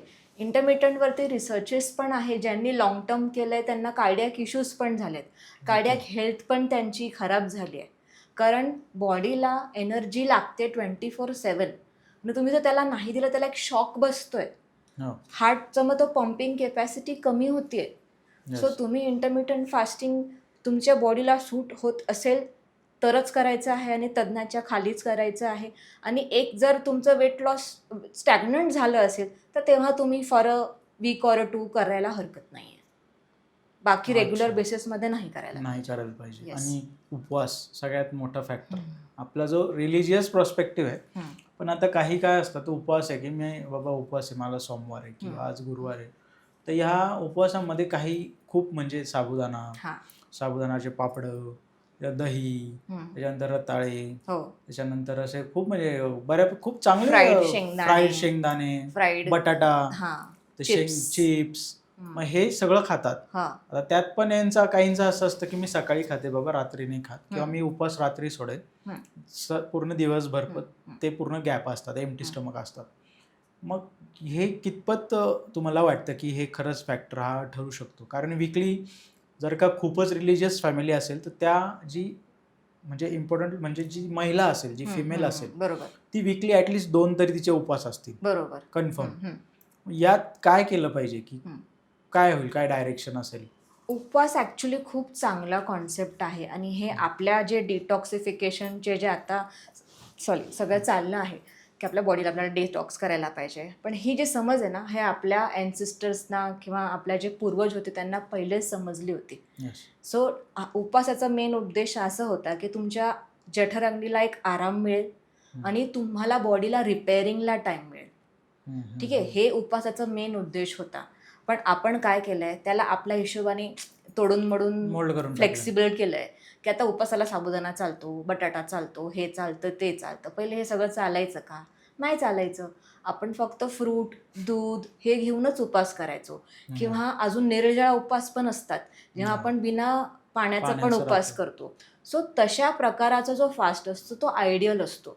म्हणजे 10 वेळा दिवसातनं खा किंवा 1 वेळा खा, पण संतुलितमध्ये जर खात असेल, जर तुम्हाला अलाउड असेल, तर साबुदाणा, वेफर, चिप्स हे सगळ्यांनाच माहिती आहे की अनहेल्दी आहे. अनहेल्दी आहे. हां, सो उपवासाच्या दिवशी आपला मेन मोटो काय असतो किंवा आपलं इंटेन्शन असतं की आपल्या पोटाला आपल्याला आराम द्यायचा आहे.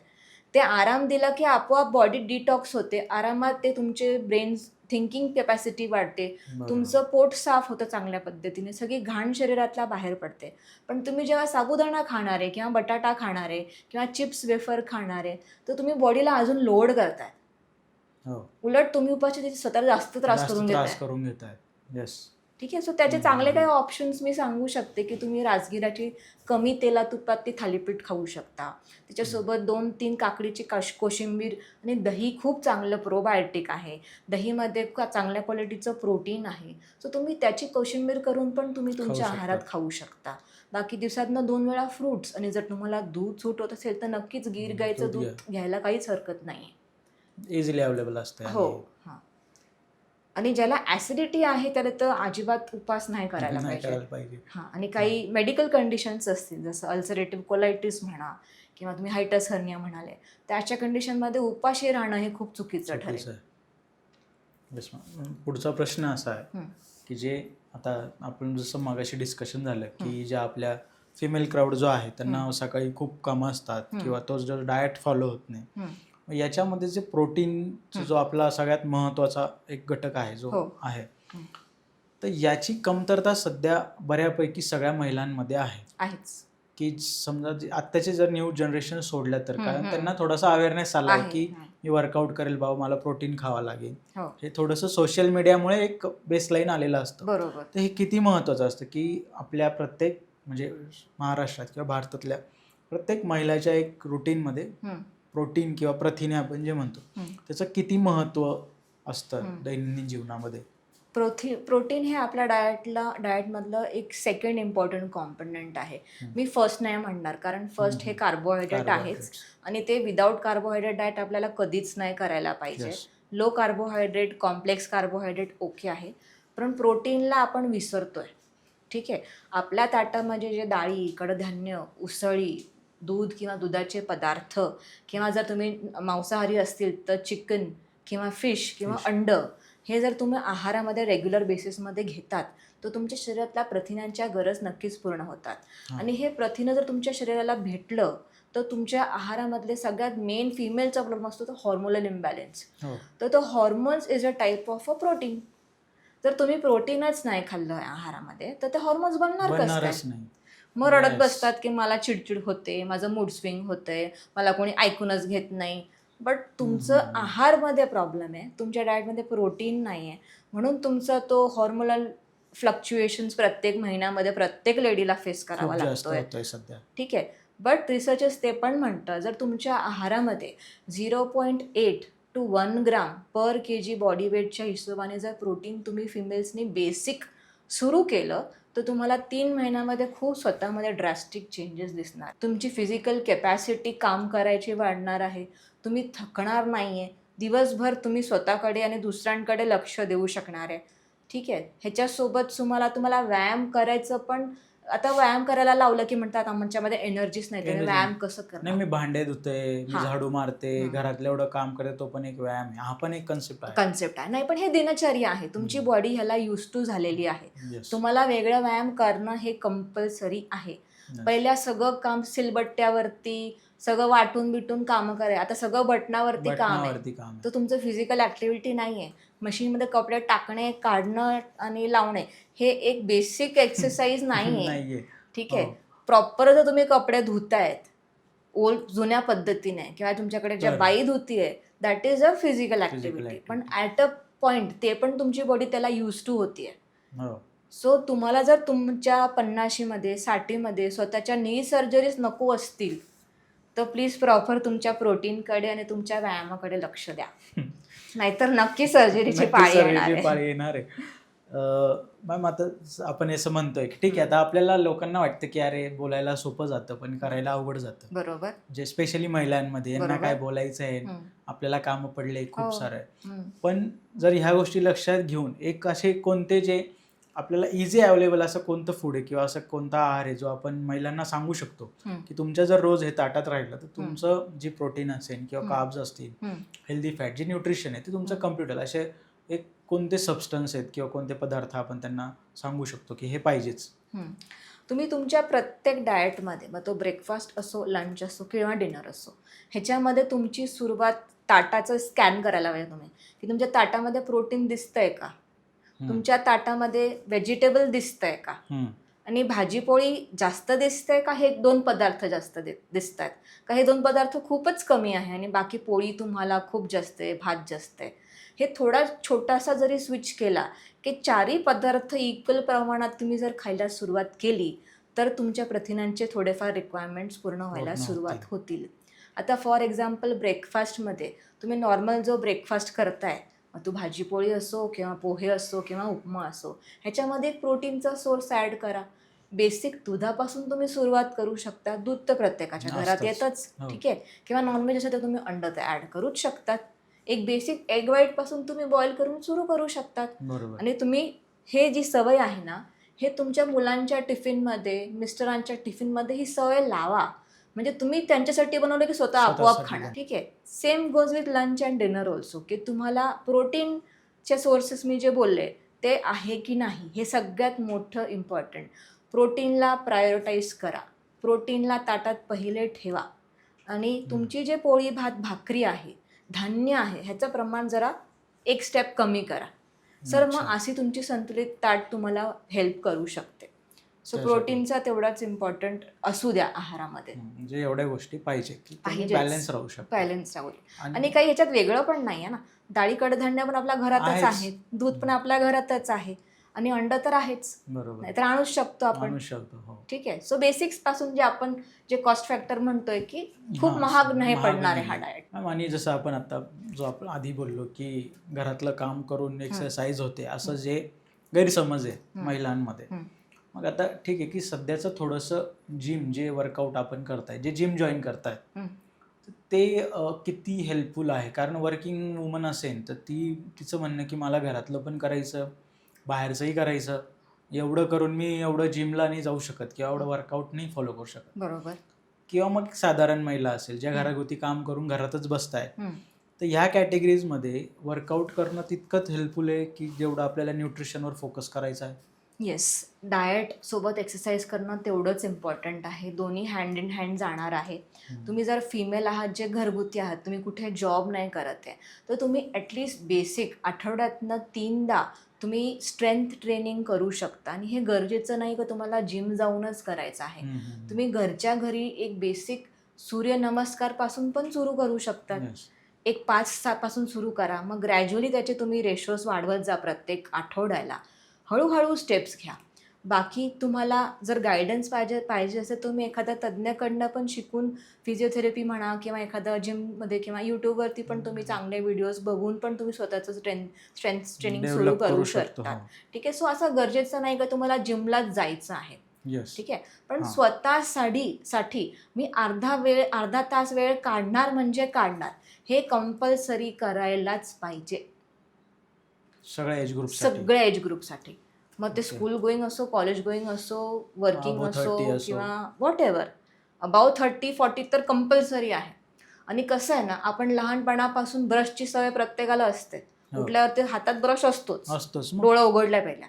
पण कोणी व्यायामाची सवय लावली का आपल्याला? नाही नाही लावली आहे. म्हणून आपल्याला त्याची इम्पॉर्टन्स पण नाहीये माहीतच. आणि का करायचं एवढं टाइम कोणाकडे ह्याचं इथून सुरुवात ते होतं. ते फील पण केलेलं नसतं ना हां. की नेमकं काय होतं चेंज ते राईट माहीतच नसतं. राईट. बट जर स्वतःचा फ्युचरचा आपण विचार करतोय तर जसं ब्रश करणं गरजेचं आहे, जसं ब्रेकफास्ट किंवा लंच डिनर करणं गरजेचं आहे, तर तुमची व्यायाम करणं पण तेवढंच गरजेचं आहे.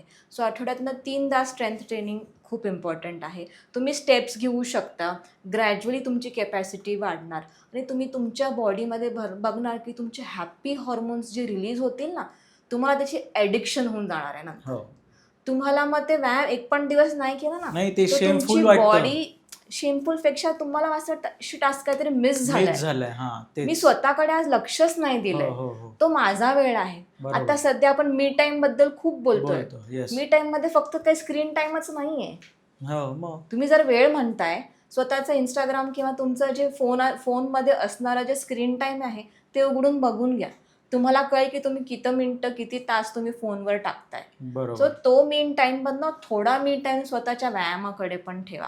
बरोबर. सो तुमचं फ्युचरमध्ये तुमची हेल्थ, तुमचं स्ट्रेंथ, स्टेमिना अजून चांगल्या पद्धतीने होईल. चालल्याने फरक पडेल की नाही? कार्डिओ एक्सरसाइज असतात. त्याच्यामध्ये तुम्ही walk, cycling, swimming, skipping, Zumba किंवा बेसिक डान्ससुद्धा फ्री आहे. हो. तुम्हाला कुठेच पैसे भरून जायचं भरायचं नाही. नाहीये. आता असा पण कॉन्सेप्ट असतो की महागड्या जिम लावल्या तरच मी तरच सुंदर हां, दिसणार आहे, ते तरच PT मी जर घेतली हां, तरच. तरच मी छान होणार आहे, तरच माझं फिजिक होणार आहे. जर असं असलं ना, तर जिम मधला प्रत्येक माणूस सुपर हिरो असला आणि प्रत्येक बाई एक सुपर वुमन सारखी जगली जगली असते. असते. बट हे ट्रू नाहीये, राईट? Yes. सो तुम्ही सुरुवातीला तुमच्या कार्डिओ एक्सरसाइजेसमध्ये करू शकता. तुम्हाला डान्स आवडतो, तुम्ही डान्स करू शकता. तुम्ही सायकलिंग करू शकता, घरामध्ये सायकल ठेवू शकता, जर तुमच्याकडे असेल सॉलिड. नाहीतर तुम्ही ॲटलिस्ट प्रत्येक मील नंतर एक 10 मिनिटं 15 मिनिटं वॉक तर करूच शकता. करू शकतो. येस. कुठेच जाऊ नका. असा टेबल ठेवा, त्याच्या अवतीभोवती 15-20 मिनिटं फिरा. बस. काहीतरी ऍक्टिव्हिटी करा. डिनर झालं की ते फोन घेऊन बसले की बसले. 2 तास 3 तास कधी निघताय, झालं. 12-1 कधी वाजताय, 2 कधी वाजताय आपल्याला कळतच नाही. नाहीये. किंवा वेब सिरीज बघायला बसले की मग तर झालं संपलंच. झालं. हां. सो ते वेब सिरीज किंवा काही बघता बघता पण थोडं वॉक करू करू शकता. शकतो. ठीक आहे. आणि सकाळी म्हणजे आठवड्यातनं 2 ते 3दा तुम्ही स्ट्रेंथ ट्रेनिंग करा आणि 2 ते 3दा तुम्ही कार्डिओ एक्सरसाइज करा. म्हणजे हे दोघांचं बॅलन्स असणं गरजेचं आहे. गरजेचं आहे. त्याच्यात स्ट्रेंथ ट्रेनिंग करण्यासाठी तुम्ही बेसिक इक्विपमेंट्स म्हणा, म्हणजे फोडणी ह्याच्यापासून सुरू करू शकता. त्याच्याने पण तुम्ही स्ट्रेंथ ट्रेनिंग वाढू शकता. पुढे जाऊन मग तुम्ही थेरा बँड्स मिळतात. ते बँड्स पण हो. तुम्ही वापरून घरात खिडकीमध्ये ते बँड्स लावून त्याचं हो. तुम्ही स्ट्रेंथनिंग Strengthening करू करू शकतात, राईट? आणि मग जर इंटरेस्ट वाढलाच तर मग तुम्ही वेट्स पण घरी आणू शकतात आणि बरोबर. वेट ट्रेनिंग पण Weight करू training शकतात. सो गोल तर तसाच पाहिजे की स्ट्रेंथ ट्रेनिंग हे आपला दिनचर्यामधला एक इम्पॉर्टंट भाग पाहिजे. सोबत पाहिजे. हम्म. Okay ma'am. ते आत्तापर्यंत आपण ज्या पाणी काही पिऊ? गोष्टी येस ज्या काही गोष्टी आपण डिस्कस केल्या हम्म. त्या खूप एक बेसिक एक लाईफस्टाईलसाठी खूप महत्त्वाच्या होत्या राईट. मॅम. आणि जे तुमची जी एक अजून एक स्पेशालिटी आहे जे PCOS सध्या खूप हायलाइटेड टॉपिक आहे जो लोकांपर्यंत अजून तेवढा पोहोचलेला नाही जेवढा पोहोचला पाहिजे. फक्त बरोबर. लोकांना सिम्पटम्स किंवा प्रॉब्लेम्स आहेत हम्म. पण त्यांना माहित नाही अरे मी PCOS त्या फेजमध्ये आहे. तर नेमकं हे PCOS जे आहे हे वाढण्याचं सगळ्यात महत्त्वाचं कारण काय होत आहे सध्या? सगळ्यात पहिले PCOS हा जो शब्द आहे तो पहिले PCOD होता. म्हणजे पॉलिसिस्टिक ओव्हरियन डिझीज म्हणायचे. मग रिसर्चेस झाले तर आपण त्याचं नाव पॉलिसिस्टिक ओव्हरियन सिंड्रोम केलं. म्हणजे हा आजार नाहीये, हा एका प्रकारचा सिंड्रोम आहे. म्हणजे तुम्ही त्याला काय म्हणतात त्याला कंट्रोल करू शकता. त्याला मेडिसिन्सच लागतील असं कंपल्सरी नाहीये. बट लेटेस्ट असं झालंय की आता ते PCOSचं नाव आता PMOS झालं आहे. PMOS म्हणजे काय असतं? Poly endocrinal metabolic syndrome. परत बोलते. PMOSचा फुल फॉर्म असतो पॉली एंडोक्रायनल मेटाबॉलिक सिंड्रोम. म्हणजे हे फक्त आणि फक्त तुमच्या पिरियड रिलेटेड नाही आहे. ह्याच्यामध्ये मेन सिम्पटम्स काय असतात की बायकांना पिरियड्स इम्बॅलन्स होतात. पण अशा पण काही फिमेल पेशंट्स येतात माझ्याकडे ज्यांचे पिरियड्स रेग्युलर आहेत पण त्यांना बाकीचे सिम्पटम्स आहेत, जसं की ॲक्ने भरपूर असतात फेशियलमध्ये, फेशियल हेअर ग्रोथ खूप असतं बायकांमध्ये. जर तुमच्या मानेच्या मागे असं ब्लॅकिश पॅच क्रिएट होतोय, ते डायबेटिक हां, काहीतरी science that is insulin resistance. आता अशा बाया त्यांच्या मुलींना घेऊन येतात आणि मला तेवढं वाईट वाटतं ना की त्या मुलीला, ती टीनएजमध्ये आहे, तिला तो ब्लॅक पॅच झालाय, तिचं स्किन डार्क झालंय, तिच्या ॲक्ने झालंय आणि तिची आई तिला असं दगड घेऊन घासते तिचं मान. But you need to understand की हा तिचा इन्शुलिनचा प्रॉब्लेम आहे, त्याचा इन्शुलिनचा रेझिस्टन्स आहे, जे ओरडून ओरडून तुम्हाला सांगतंय की त्या मुलीमध्ये काहीतरी सिव्हिअर प्रॉब्लेम आहे.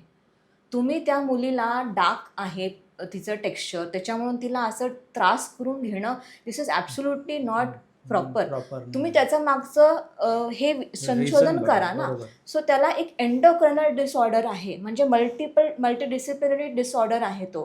त्याच्यामध्ये फक्त एकच प्रॉब्लेम नाही आहे की त्यांना तुम्हाला चरबी पण वाढलेली असेल, त्याच्यासोबत तिचं आयर्न, तिचं कॅल्शियम पण खूप कमी असेल, तिचं व्हायटमिन D3 पण कमी असू शकतं.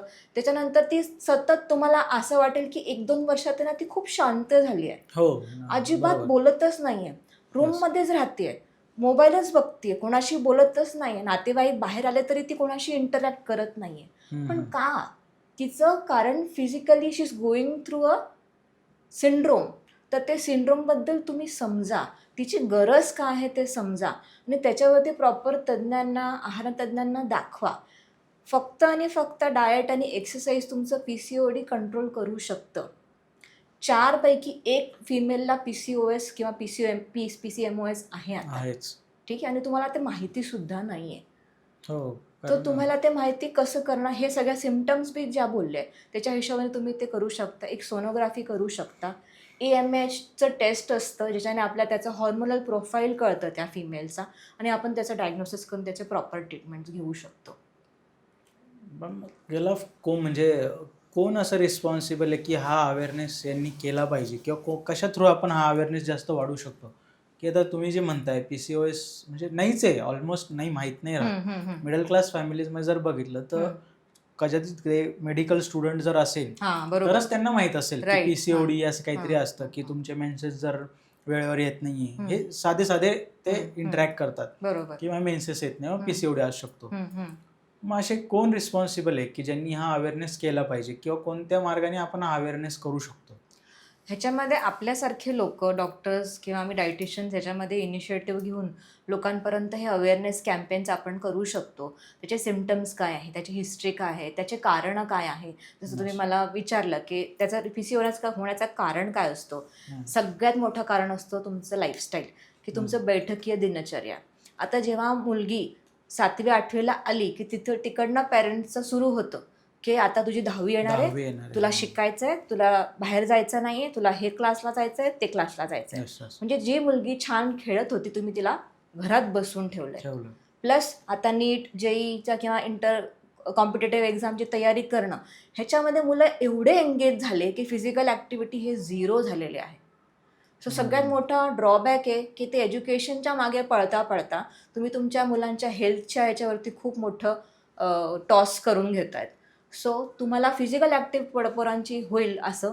प्लस आता मुलगी बसली आहे ना, आता तिला काय डॉक्टरची तयारी करते, घे बाबा हे अन्न तू खाऊन घे, हे ब्रेकफास्ट तू खाऊन घे, आज ना हे आहे तू हा शिरा खाऊन घे, ठीक आहे, किंवा चल जाऊ दे तुला भूकच लागली आहे ना तर चल बाहेरनं काहीतरी आणून खाऊन घे, किंवा पिझ्झा, बर्गर, ठीक आहे. हे तर खूप इझी झालंय, झेप्टो, स्विगी, झोमॅटो. सो आईंना काय झालं की ती शिकते ना तर तिला त्रास नाही द्यायचा, तिला इझी टू इझी फूड आपण द्यायचं आहे. पण तुम्ही हे समजा, ती बसलेली आहे, तिला तिचं मेंटल गरजच्या पुरतंच अन्न हवं आहे. तुम्ही जे तिला देताय ते सगळं फॅटी, कार्बोहायड्रेट रिच फूड आहे, जे बसल्यामुळे तिचं पोटाचा घेरा वाढतोय आणि त्या घेऱ्यामुळे ते युट्रसचे हॉर्मोन्स प्रॉपर फंक्शन करत नाही. ठीक आहे. प्लस ह्या गडबडीमध्ये आपण मुलांना स्ट्रेस पण खूप देतोय, कारण आजकाल जो कॉम्पिटिशन आहे त्याच्यामुळे स्ट्रेस लेवल वेगळाच असतो.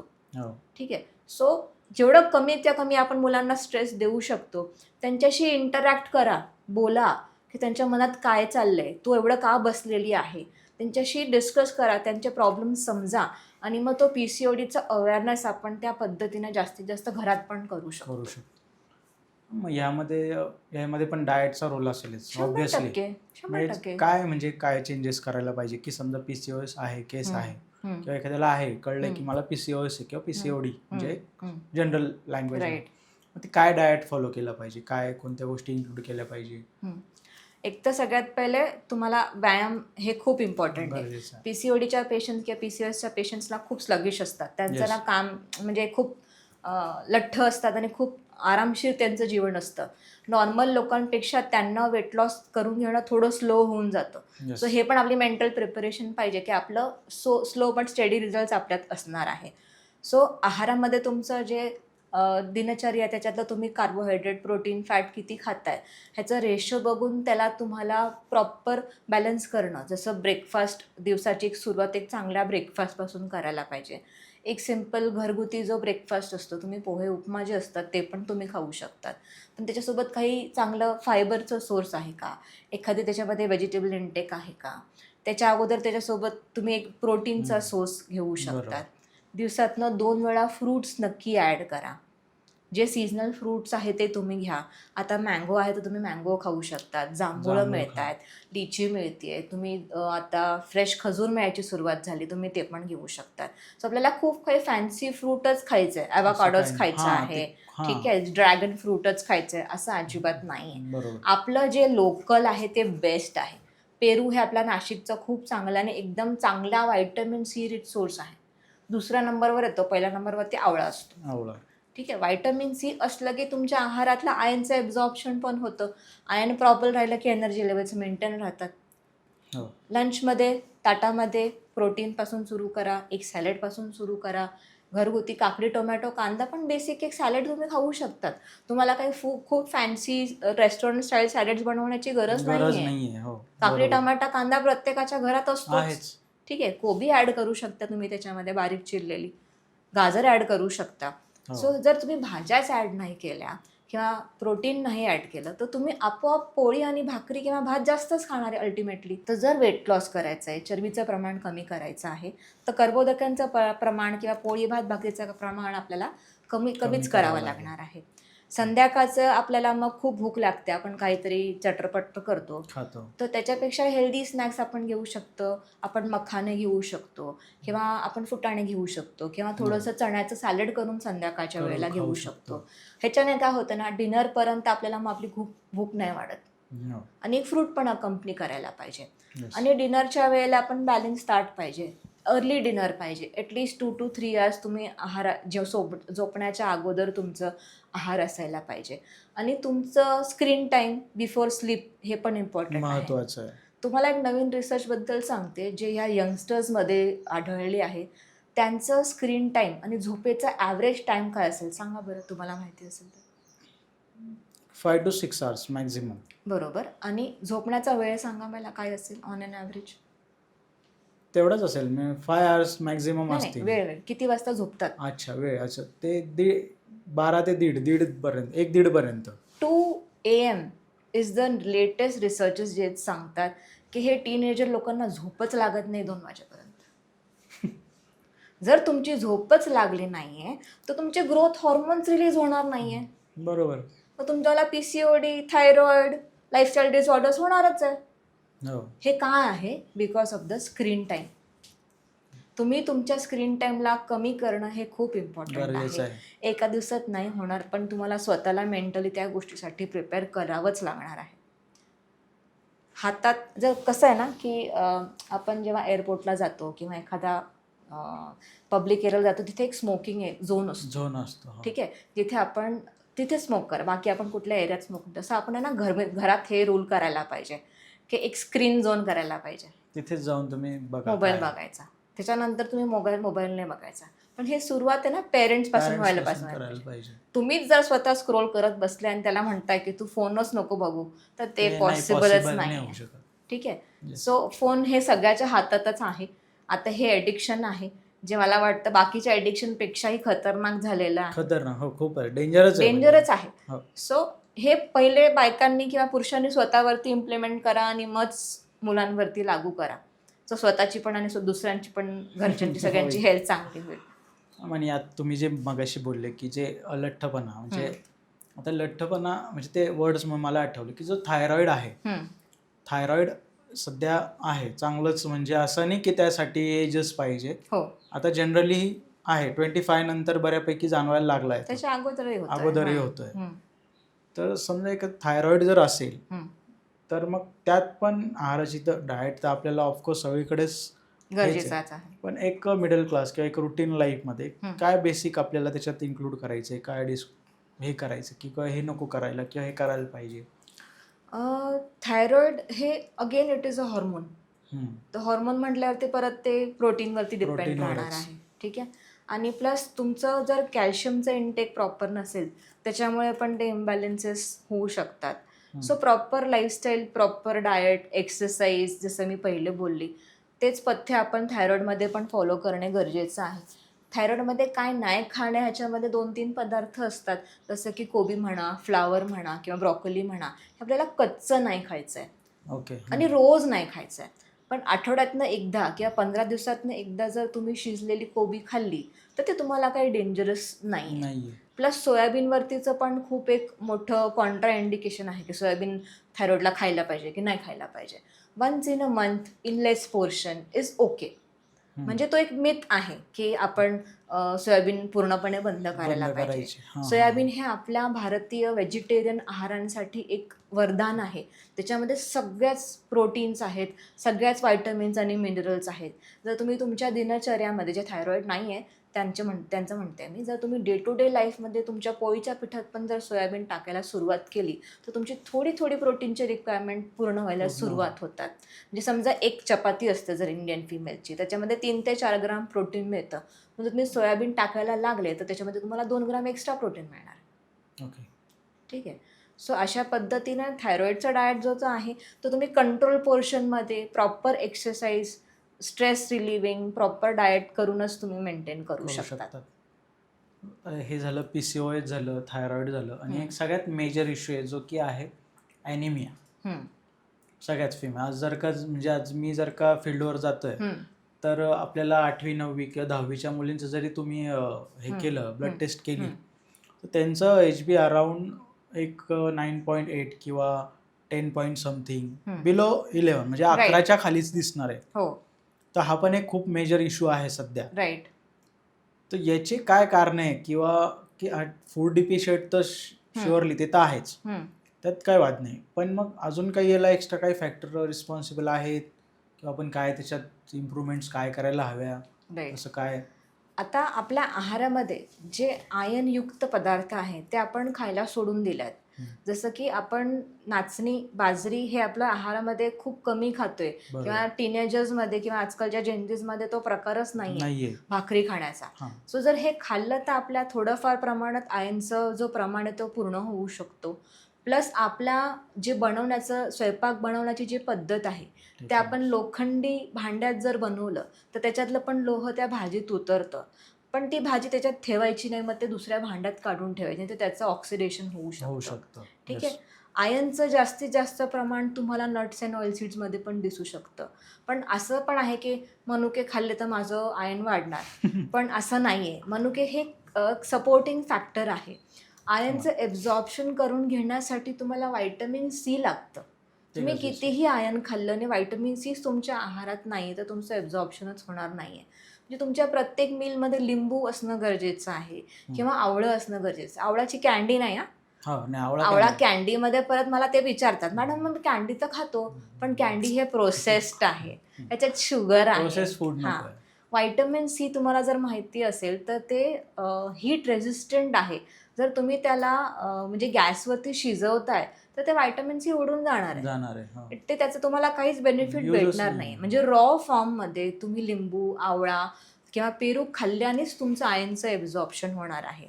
आणि अजून एक माहिती अशी त्याच्यावरती असेल की प्रोटीन जर आहारात नाही आहे तरी पण आयर्न कमी पडतं. It's a heme iron. So प्रोटीनच्यामुळे इट्स लाईक अ कॉम्बिनेशन, ते एकामेकाला लिंक्ड असतात, त्याच्यामुळे मग बॉडीचं आयर्न वाढतं. तुम्ही कितीही आयर्न सप्लिमेंट्स घेतल्या पण तुमच्या आहारात प्रोटीन नसेल तर आयर्न वाढणार नाही आहे. हो. प्लस असं एक मेजर फॅक्टर असतो की तुमचं जर गट लाईनिंग चांगलं नाही आहे, तुमचं गट फ्लोरा चांगला नाही आहे, तुम्हाला सतत ॲसिडिटी असते, तुम्हाला सतत कॉन्स्टिपेशन असते, तुम्हाला ब्लोटिंग असतं, तुम्हाला ढेकरं येतात, म्हणजे तुमचा हा सिस्टम बिघडलेला आहे. बिघडलेला आहे. तर त्याचं जे ॲब्झॉर्प्शन साईट्स असतात ते पूर्ण ब्लॉक होतात. सो तुम्हाला तुमच्या गट हेल्थवरती पण काम करणं महत्त्वाचं तेवढं आहे. महत्वाचं आहे. म्हणजे मी अशा भरपूर केसेस बघितल्या आहेत ज्यांना आयर्न डेफिशियन्सी आहे ना, त्यांना 100% त्यांचा गटचा प्रॉब्लेम असतोच. आणि अशा पण केसेस आहेत की त्यांना आम्ही कितीही आयर्न दिलं नॅचरली तर त्यांना पचतच नाही, त्यांना ते लूज मोशन्स होतात. हो ना. हो, आता काही असे पण मेडिसिन आहेत. दिल्याने पण होतात बऱ्याच ठीक जणांना आहे, आता. किंवा तुम्हाला ब्लॅकिश स्टूल्स होतात, हो. That is normal. पण कॉन्स्टिपेशन परत वाढतं. वाढतं. सो आयर्नचे ॲब्झॉर्प्शनसाठी तुम्हाला मेन तर तुमच्या गट हेल्थवरती काम करणं गरजेचं आहे. ओव्हर द पिरियड ऑफ टाईममध्ये तुमचं सुधारलं की मग आयर्नचं ॲब्झॉर्प्शन चांगल्या पद्धतीनेच होणार आहे. प्रेग्नन्सीमध्ये पण सेम, कारण जे आपण एएनसीज म्हणतो, हां. जे एएनसीज येतात त्यांना आपण अराउंड 12 वीक नंतर लगेचच आपण त्यांना फॉलिक ॲसिड, आयर्न चालू करतो, हो. IFA चालू करतो, कॅल्शियम चालू करतो. बरोबर. मग हे हेल्थ इश्यूज दिसतात त्यांच्यात, की हो. कॉन्स्टिपेशन झालं हम्म. किंवा एकदम ब्लॅक स्टूल झाली. हम्म. मग मोस्ट ऑफ जो ट्रायबल एरिया, जो ग्रामीण भाग आहे, हम्म. तिकडे मग ते मिस असतात की नाही काहीतरी प्रॉब्लेम होतोय. हम्म. मग मी ते टॅबलेट्स ते बंद करतात की नको, ह्या गोळीमुळेच मला असा त्रास होतोय. म्हणजे जे ब्लॅक स्टूल तुम्ही जे बोलले, की हे ब्लॅक स्टूल एक म्हणजे त्यांना असं वाटतं की नाही हे हे काहीतरी चुकीचं चुकीचं चाललंय काहीतरी झालंय माझ्या शरीरामध्ये. शरीरामध्ये. असं पण आहे. मग पण मी जसं बोलले ना की ज्यांना आयर्न ॲब्झॉर्प्शन होते त्याच्यासाठी वेगळं फॉर्म्युलेशन्स असतात जे सोपे असतात पचायला. मग ते तुमच्या तज्ज्ञांच्या अंडर गायडन्समध्ये तुम्ही ते केलं मेडिसिन्सचा पाहिजे. डोस चेंज करू शकतात. ठीक आहे. मॅम, आणि आपलं जे व्हिटॅमिन डी आहे हम्म. आणि B12 आहे, हम्म. मग आता सध्या म्हणजे खूप असं Common आहे. ट्रेंडिंग आहे की हम्म. B12, हम्म. की आता माझं शरीरात बॉडीमध्ये B12 कमी झालं बाबा, हम्म. हम्म. तर मला इंजेक्शन चालू करायला लागतील, अल्टरनेट डेज मला इंजेक्शन चालू आहेत. बरोबर. मग ही कमतरता का जाणवते B12 आणि D3. ठीक आहे. D3ची? मला सांगा आजकाल स्क्रीन टाईम जास्त आहे का सन टाईम जास्त आहे? स्क्रीन टाइम जास्तच आहे. हां, सो आपण सन एक्सपोजर नाही आहे ना. नाहीये. हां. ठीक आहे. So that is the main problem of vitamin D deficiency, की आपण सनमध्ये स्वतःला एक्सपोज करतच नाही आहे. बरोबर. हे आजकालच्या ज्या टीनेजमध्ये जे स्किनचं जे चाललं आहे ना trend, there are 100 of products हे मुली Sunscreen वापरतायत. एकदम खतरनाक. सनस्क्रीन हे ते अमकं धमकं, म्हणजे थोडंफार जे स्किनचा जो सनचा एक्सपोजर होता तोही ब्लॉक तो होतोय. पण ब्लॉक झालेला आहे. मग तुम्ही कसं अपेक्षित करता की तुमच्या बॉडीमध्ये व्हायटमिन डीचं ॲब्झॉर्प्शन होणार आहे? सो जेवढं नैसर्गिक राहणार आहात, स्क्रीन्स आणि क्रीम्स आणि हे लोशन्स आणि जेवढं कमी लावणार तेवढं बेटर आहे. आता मग तुम्ही असं म्हणणार की बाबा मग कॅन्सर होण्याचे चान्सेस, सन टॅनिंगचे चान्सेस हे वाढतात. सो बट मग तुम्ही ॲटलिस्ट सकाळी 8 ते 9 मधला जो सन टाईम आहे तो स्क्रीन तो टाईमपेक्षा घेतला बेटर पाहिजे. येस. मग तुमचं व्हायटमिन डीचं लेवल बेटर होईल, तुमचे हाडं पण मजबूत होतील आणि तुम्हाला तो प्रॉब्लेम पण येणार नाही ॲब्झॉर्प्शनच्या. बाकी डाएटमध्ये पण व्हायटमिन डी की तुम्ही कितीही दिलं पण तो जसं ॲब्झॉर्प्शनचं मी बोलले झालंच नाही. हां, तर मग ते काहीच फायदा नाही आहे. सेम व्हायटमिन B12चं आहे. व्हायटमिन डी हे वन ऑफ द कॉम्पोनंट आहे रक्त बनण्यासाठीचं. येस. ठीक आहे. तर हे फक्त आणि फक्त नॉन व्हेजिटेरियन पदार्थांमधनंच आपल्याला भेटतं. ठीक आहे. दूध पण हे गाईचं दूध आहे किंवा म्हशीचं दूध आहे. इट इज अ ॲनिमल, त्याच्यातनं आपण घेतोय. पण जे दिवसाची गरज आहे ते तेवढं दूध पिऊन होणार नाही आहे. नाहीये. ते व्हायटमिन B12च्या गरज पुरणार नाही आहे. प्लस तुमचं जे नॉनव्हेज खाणारे लोक आहेत त्यांच्यामध्ये पण मी भरपूर बघितलं आहे की ते नॉनव्हेज खाते तरी त्यांना व्हायटमिन B12ची कमतरता हां, आहे. त्याचं रिझन असं असतं की जेनेटिक्स असते आपली. तर ते Okay. जेनेटिक्स असते जे व्हायटमिन B12ला बॉडीमध्ये ॲक्टिव्ह फॉर्ममध्ये कन्वर्ट करते. स्ट्रेसमुळे, लाईफस्टाईलमुळे, लठ्ठपणामुळे ती जीन स्विच ऑफ होऊन जाते. मग तुम्ही कितीही खाल्लं ती जीन स्विच ऑन नाही होणार आहे. होणार नाही. मग अशा केसमध्ये तुम्हाला मेडिसिन सप्लिमेंट्सवरती डिपेंड व्हावंच लागणार आहे. आणि प्लस जे आपली शेतीचा जो म्हणजे फर्टिलिटी जो आहे सॉईलची ती खूप कमी झाली आहे. आता मला विचार येतो, मी त्यावरती संशोधन केलं की गाई म्हशी काय खात आहेत? हां, ते काय व्हेजिटेबल्सच खात आहेत ना. त्यांच्यामध्ये कसं B12ची कमतरता नाही आहे. किंवा आपण जे प्राणी खातोय, नॉनव्हेज जे खातात ते तर काय खात आहे? हो, ते वेगळं काही खातच व्हॉट नाही. Is chicken eating? त्याचा तर तो घास असतो, तो बरोबर. फॉडर असतो, ते खाताय. तर आपली जी जमिनीमध्ये पहिले ना जे सॉईल असायचं त्याच्यामध्ये B12चं क्वांटिटी चांगलं असायचं. चांगलं असायचं.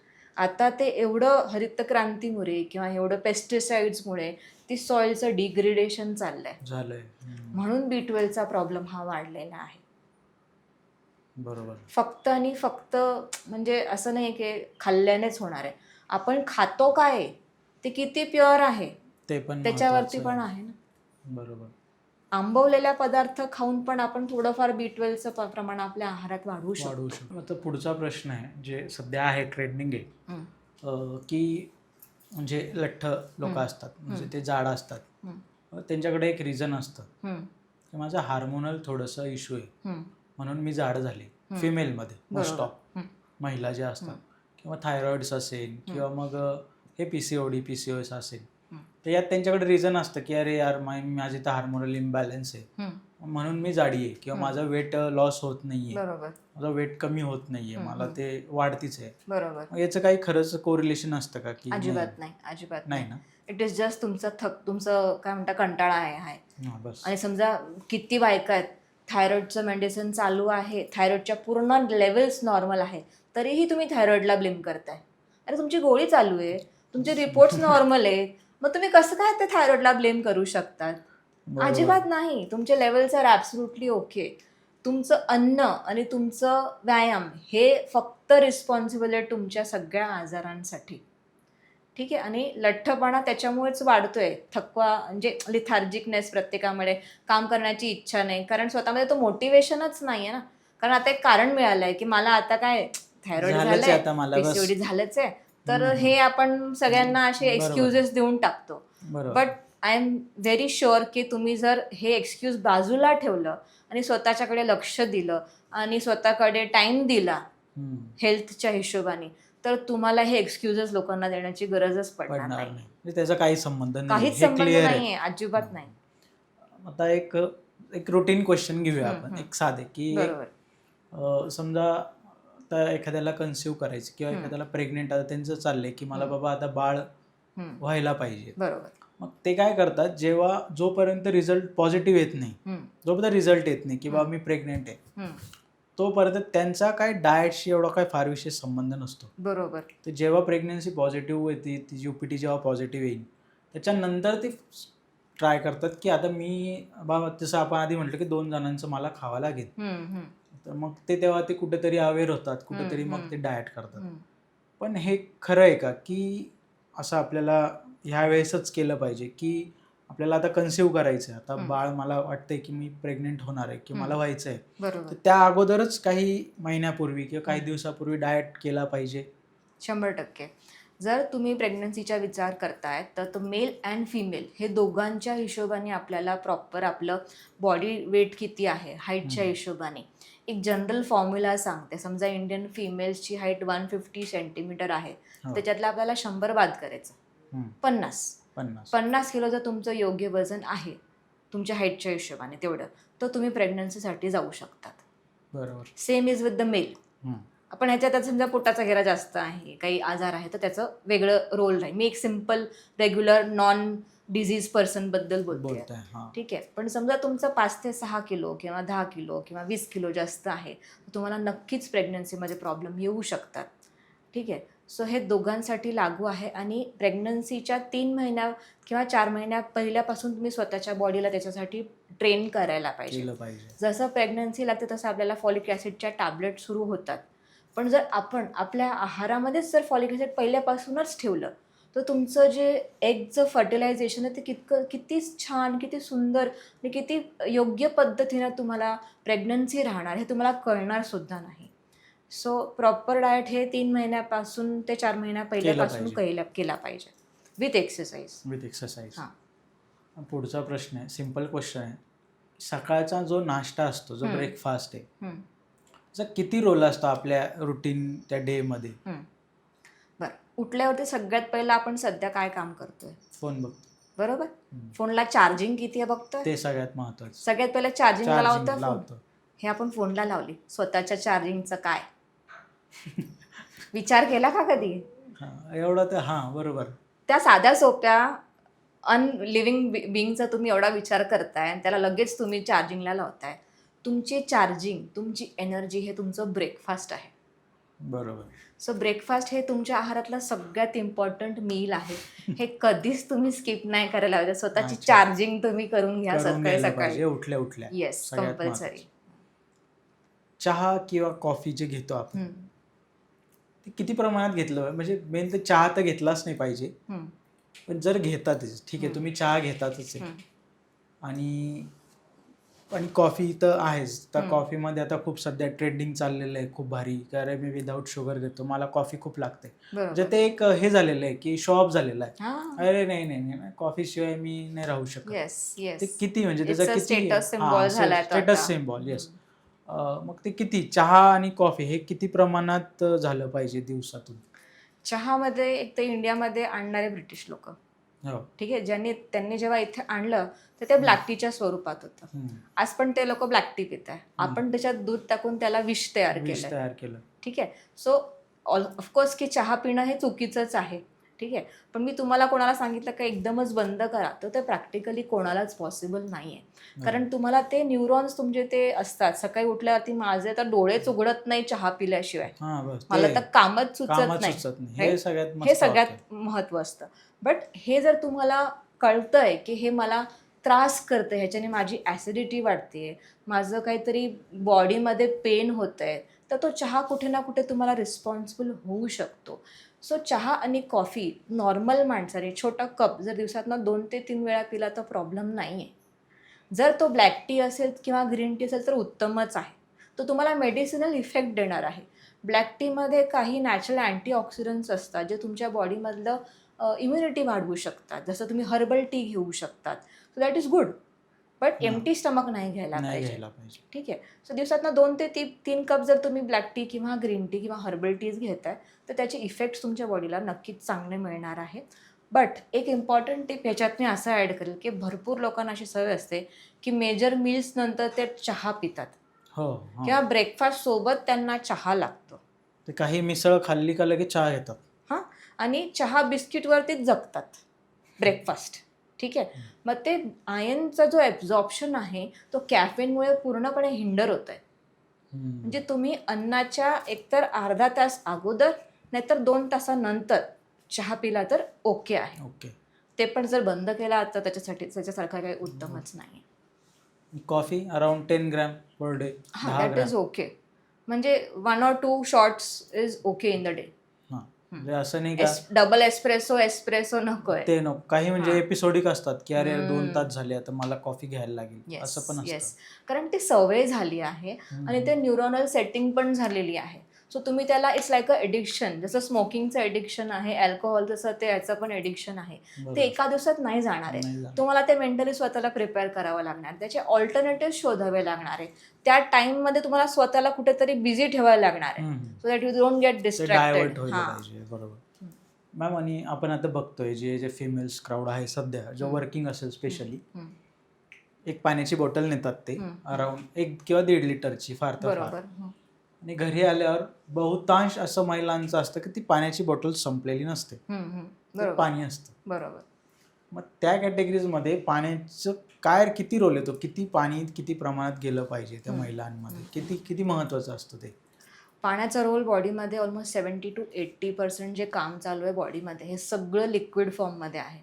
ठीक आहे. Blood circulation, hormonal secretions, excretion, digestion, absorption, even की न्यूरॉन आपण सिग्नलिंग जे पाठवतो ब्रेनला, हे सगळ्या पण it's a form of a liquid, right. ते त्या स्वरूपात ते जाणार आहे.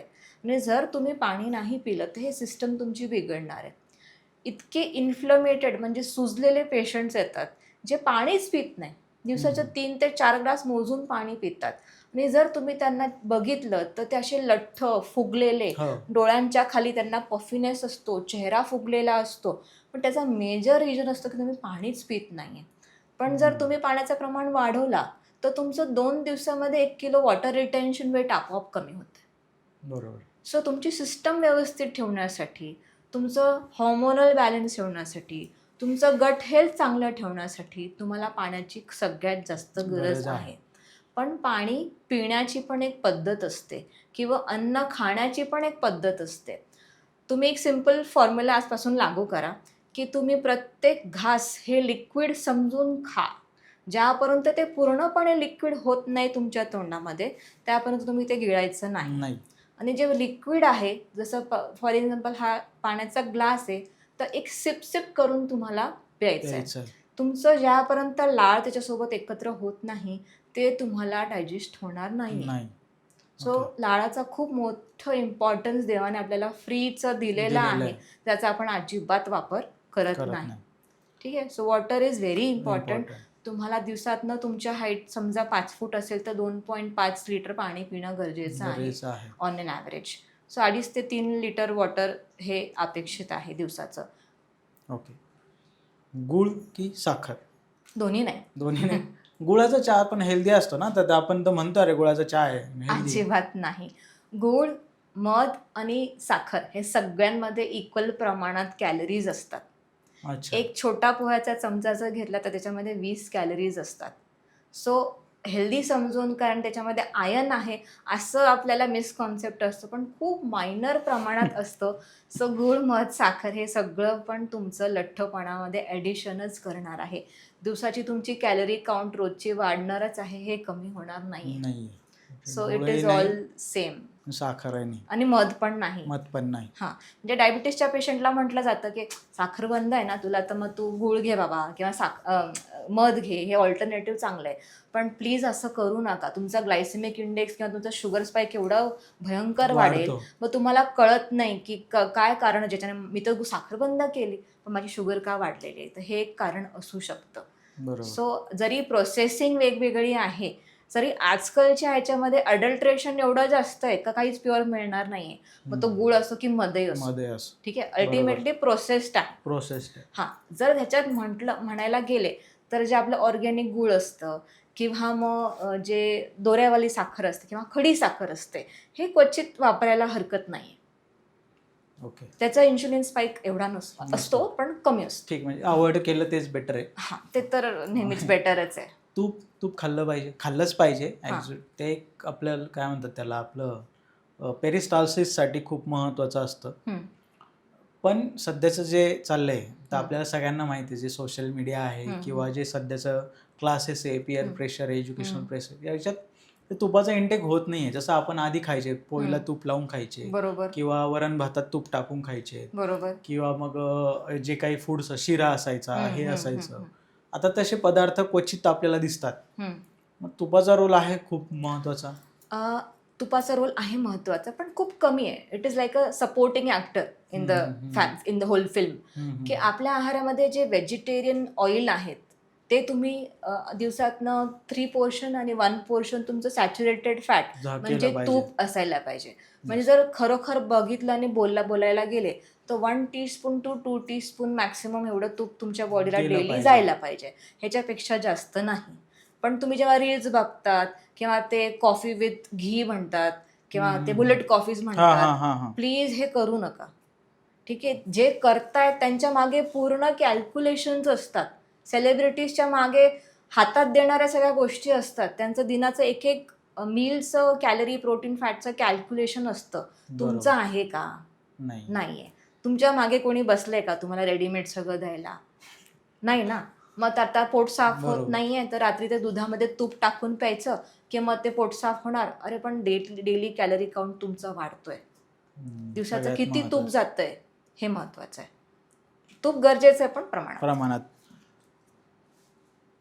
पण आता जे काही आपलं जे फूड आहे सध्या मोठा इश्यू आहे, जो IVF आपण म्हणतो, जे IVF ऑन ट्रीटमेंट, इन्फर्टिलिटी आहे, यामध्ये आता पाहायला गेलं तर आपल्याला खूप सारं म्हणजे पेशंट रेट खूप चांगला वाढलेला आहे, खूप जास्तच.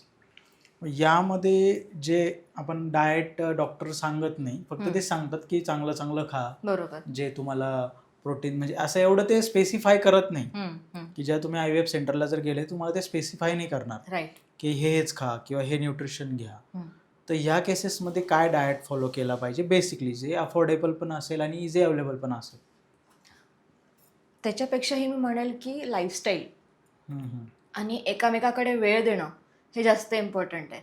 IVFचे रेशोज एवढे वाढत आहेत की बाय 2030 असे रिसर्चेस आहेत की लोकांना मूलबाळं होणं हे खूप मोठं बोन टास्क असणार झालाय आहे. आता. हां, टास्क झालं आहे. हो. ठीक आहे. सो डाएट तर इम्पॉर्टंट आहेच, बट तुम्ही जर डाएट चांगलं असेल, तुमच्या आहारामध्ये प्रॉपर बॅलन्स न्यूट्रिशन असेल, जे प्रथिन्यांचं प्रमाण मी बोलले किंवा प्रॉपर लो कार्बोहायड्रेट डाएट बोलले, तेलाचं प्रमाण जर कमी असेल, तर तुम्हाला ते हॉर्मोन सिक्रिशन चांगले होतील.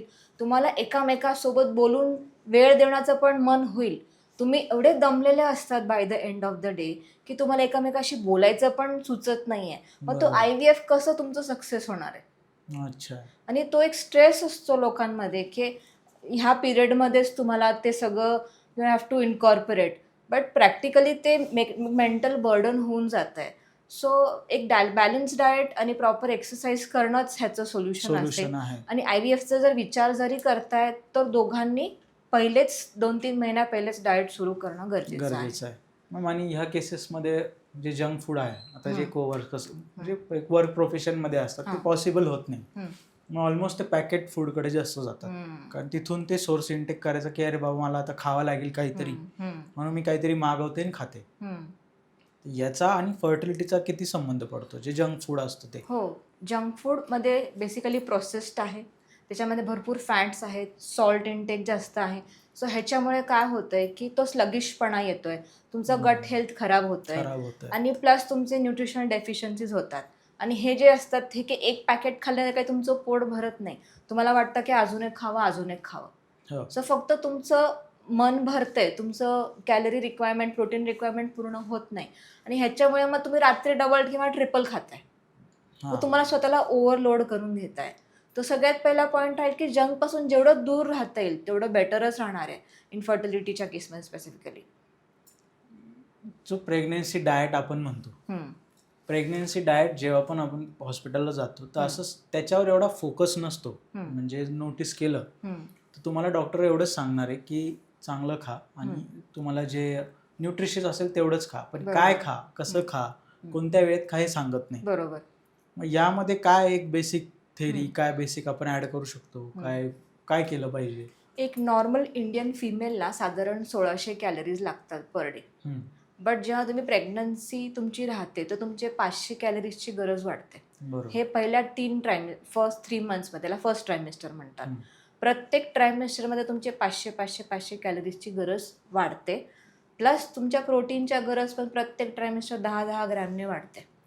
म्हणजे समजा 5 फूटची एक लेडी आहे तर तिचं प्रोटीनचं रिक्वायरमेंट फर्स्ट मंथमध्ये इट इज 60 ग्रॅम, सेकंड ट्रायमेस्टरमध्ये ते 70 आणि थर्ड ट्रायमेस्टरमध्ये 80 आहे. 80. हे मुश्किलीने लोकांचं फक्त 20 ते 30 ग्रॅमपर्यंतच पोचतंय. आणि मग लठ्ठपणा, फिमेलचा पोटाचा घेरा एवढा वाढलेला असतो, त्याचं रिझन तेच असतं की तुम्ही फक्त कर्बोदकेयुक्त पदार्थ खाताय आणि पूर्ण बॅलन्स नाही खाते. आता लाडू म्हणा किंवा चिवडा म्हणा किंवा चकल्या म्हणा, हे तुमचे इव्हनिंग स्नॅक्स होऊन जातात. शिरा द्या त्या बाईला. सो मग तो बेबी इज व्हेरी स्मार्ट, त्याला जेवढं लागतं तो तेवढंच घेणार आहे, बाकीचं सगळं त्या आईसाठी उरून ठेवणार आहे. मग त्याच्यामुळे मग जेस्टेशनल डायबिटीज किंवा ब्लड प्रेशरच्या इश्यूज किंवा मग अर्ली काय म्हणतात डिलिव्हरी होणं किंवा प्रीमॅच्युअर बेबीज होणं, आपण जे म्हणतो नाही प्रीमॅच्युअर डिलिव्हरीज होणं, अंडरवेट बेबीज येणं, that is a major reason की तुमचा आहारच संतुलित नाही आहे, तर त्याच्यामुळे हे सगळे प्रॉब्लेम्स क्रिएट होत आहेत. सो ह्याच्यासाठी तुमचं प्रॉपर हिस्ट्री घेणं, त्याच्या हिशोबाने प्लॅनिंग करणं आणि तुम्हाला डाएट फॉलो करणं गरजेचं असतं. सो एक जनरल बोलणं थोडं वेगळं होऊन जाईल, कारण रिक्वायरमेंट्स प्रत्येकाच्या वेगवेगळ्या असतात. हां. PCOS मध्ये पण सेम प्रेग्नन्सी, समजा Yes. PCOS जर असेल आणि ती जर कन्सिव्ह असेल, हां. प्रेग्नेंट असेल, हां. तर त्यामध्ये पण सेम का काय इम्पॉर्टन्स काही वेगळं? सेम असतं. आणि असं कॉन्सेप्ट असतं ना की वेट मेन आहे की आपल्याला वेट कंट्रोलमध्ये ठेवणं गरजेचं असतं. आपल्याला टोटल प्रेग्नन्सीमध्ये मग ते PCOS असो किंवा नॉर्मल असो तर 6 kg इज मॅक्स, एवढंच वेट गेन व्हायला पाहिजे. बाया येतात 20-25 किलो करून वाढून 7व्या-8व्या महिन्यात. हो, खूप डेंजर. मग म्हणतात डायबिटीज झालं, हे झालं. पण म्हणतात तुम्ही एवढे दिवस कुठे होते? प्रोटीन पावडरच्या नावाचं किंवा प्रोटीनच्या नावामध्ये काहीच जात नाही. कारण नॉलेजच नाही. नॉलेजच नाही, तेवढा अवेअरनेस तो ॲक्च्युली म्हणजे जेव्हा पण पेशंट जातं ना, एक ANC रजिस्ट्रेशन जेव्हा होतं तेव्हा एक एक काउन्सिलिंग सेक्शन पाहिजे. पाहिजे पाहिजे तो एक सायकोलॉजिक पण पाहिजे आणि हम्म. एक न्यूट्रिशनल बेस लाईननी पण पाहिजे, भरपूर. कारण खूप मोठा फॅक्टर त्यात कव्हर होतो. हो, आणि त्याच्यानंतर पण मी ॲड करेन लॅक्टेशनचा, की तेव्हा त्यांची रिक्वायरमेंट प्रेग्नन्सीपेक्षाही जास्त असते. जास्त असतं. तेव्हा कॅल्शियमच्या गरज खूप डबल असतात, आयनच्या गरज जास्त असतात, आणि अशा वेळेला ना त्या बाईकडे पूर्णपणे 1.25 महिना फक्त त्याच्याकडे लक्ष दिलं जातं. बाकी मग ते पूर्ण दुर्लक्ष होतं बाळाच्या मागे, झोप डिस्टर्ब होते, सगळं होतं. इनफॅक्ट हे लक्षात प्रत्येक कुटुंबाने ठेवायला पाहिजे की हे तिच्या आयुष्यातले जे हे 2 वर्ष 3 वर्ष आहे, प्रेग्नन्सीचा 9 महिने आणि नंतरचं 1 ते 1.5 वर्ष जेव्हा ती स्तनपान करते, तेव्हा तिचं जास्तीत जास्त केअर घ्यायला पाहिजे. पार्टल डिप्रेशन हा जो नवीन टर्म सुरू झालाय, हे आत्ताचं नाहीये, हे जुन्या काळाचं आहे. कारण आपण ते पद्धती फक्त 1.25 महिना का ठेवतोय? काळजी घेणं. त्या फिमेलमध्ये पहिल्या काळामध्ये असं असायचं की जेव्हा एक बाई डिलिव्हरी झाली असेल तर एक पूर्ण कुटुंब असायचं तिच्याजवळ. आता न्यूक्लिअर फॅमिली झाल्यामुळे तिचं मेंटल स्ट्रेस एक खूप मोठा टॉसला असतो. अशा वेळा घरच्यांचं सपोर्ट असणं खूप गरजेचं आहे. कारण कोणीतरी पाहिजे ते जे चांगलं पौष्टिक आहार तिला बनवून देणार. बरोबर. आणि तिचं पूर्णपणे वेळ तिच्या बाळाकडे असेल. राईट. यस. म्हणजे बऱ्यापैकी आपण खूप चांगलं न्यूट्रिशनबद्दल आपण चांगले क्वेश्चन कव्हर केले आणि खूप अवेअरनेस असं खूप आहे, नॉलेजेबल तुम्ही खूप छानरित्या समजवलेलं आहे. माझा पुढचा प्रश्न असा होता की आता जे सध्याचं ट्रेंडिंग आहे की मी छान अट्रॅक्टिव्ह दिसली पाहिजे, भले मी काही खाते काही करते, तर ही कन्सेप्ट किती महत्वाची आहे की मी छानच दिसली पाहिजे? ही कॉन्सेप्ट फक्त दिसण्यावरती नाही पाहिजे. हे कॉन्सेप्ट खूप चुकीचे आहे. Internal beauty, internal health, internal stamina is more important than external beauty. जर तुम्ही चांगलं खाणारे, चांगली झोप घेणारे, चांगलं व्यायाम करणार आहात तर तुमची आपोआप ब्युटी दिसणार आहे. तुम्हाला वेगळं काही ऑइंटमेंट किंवा काही स्किन ट्रीटमेंट्स करायची गरजच पडणार नाही. ह्या सवयी पाहिजे, 100% ह्या सवयी पाहिजेच. जर तुम्ही इंटरनली हेल्दी आहात, जर तुमचं गट चांगलं आहे, आपल्या म्हणताना सगळ्या आजारांचं प्रॉब्लेम आपलं पोट आहे, ठीक आहे. सो जर तुमचं पोट हेल्दी आहे, तुमचं गट हेल्दी आहे, तुमच्या बॉडीमध्ये इन्फ्लमेशन नाही आहे, सूज नाही आहे, तर तुम्ही एक्सटर्नली पण तेवढेच ब्युटिफुल दिसणार आहात. सो 0 फिगरचा पण मध्ये खूप फॅड चालला होता, पण मग तो पण चुकीचा कॉन्सेप्ट आहे. इवन की ज्या सेलिब्रिटीने सुरू केलं होतं ते स्वतः चक्कर येऊन पडली होती. सो तो प्रॉब्लेम म्हणजे आपण कोणाला फॉलो करतोय त्याच्या मागचं आपल्याला काय इन्स्पिरेशन असतं ना, की मी हिला बघितलं, तिला बघितलं, ठीक आहे, पण तिच्या मागचं काय आहे, तिच्याकडे कोण कोण लक्ष देणार आहे, तुम्ही त्या लेवलला आहात का? बरोबर. नाही ना. बेसिक तुम्ही स्वतःच सगळं, किचन पण स्वतःलाच बघायचंय, फॅमिली पण हँडल करायचं, मुलांना पण करायचं आहे, जॉब पण करायचं, सगळंच हँडल करायचं आहे. सो तुम्ही लाईफमध्ये सगळं अचीव नाही करू शकत. बरोबर, ठीक आहे. आणि बायकांचा एक खूप मोठा प्रॉब्लेम असतो जे मला डिस्कस करायचं आहे, की खूप त्यांना असतं की साफसफाईचं, हे साफ करा, ते साफ करा, क्लेनलीनेस असतो.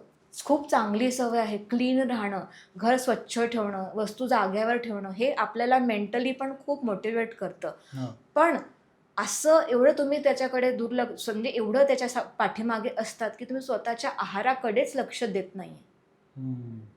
तुम्ही हे सगळं साफसफाई काही घेऊन कुठे जाणार नाहीये. तुमची बॉडी तुमच्यासोबत नेहमी राहणार आहे, त्याला स्वच्छ ठेवताय का? तो एक मोठा प्रश्न स्वतःला विचार.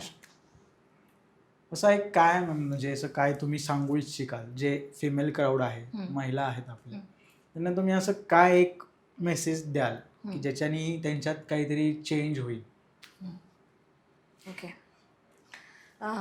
फिमेल्सला सगळ्यात पहिले तर स्वतःकडे लक्ष देणं, स्वतःवरती प्रेम करणं, सेल्फ लव्ह जे आजकाल आपलं ट्रेंडिंग आहे की you should be doing that, पण तुम्ही खरंच ते करताय का? स्वतःसाठी वेळ काढताय का? स्वतःसाठी एकतर व्यायामाचा वेळ काढा, रोज एक जर्नल करा, स्वतःसाठी लिहा, की तुमच्या दिनाचा तुम्ही एक 5 गोल ठरवून घ्या की तुमच्या हा गोल्स आहेत, हेल्थ रिलेटेड किंवा वर्क रिलेटेड, वॉट एव्हर, काही पण ठीक आहे. जे तुम्ही तुम्ही ते गोल्स पूर्ण करतायत का? सो उठल्यावरती ते लिहा आणि रात्री ते टिक करा की मी हे गोल पूर्ण केलं. ठीक आहे. स्वतःबद्दलच्या काही 5 चांगल्या गोष्टी लिहा.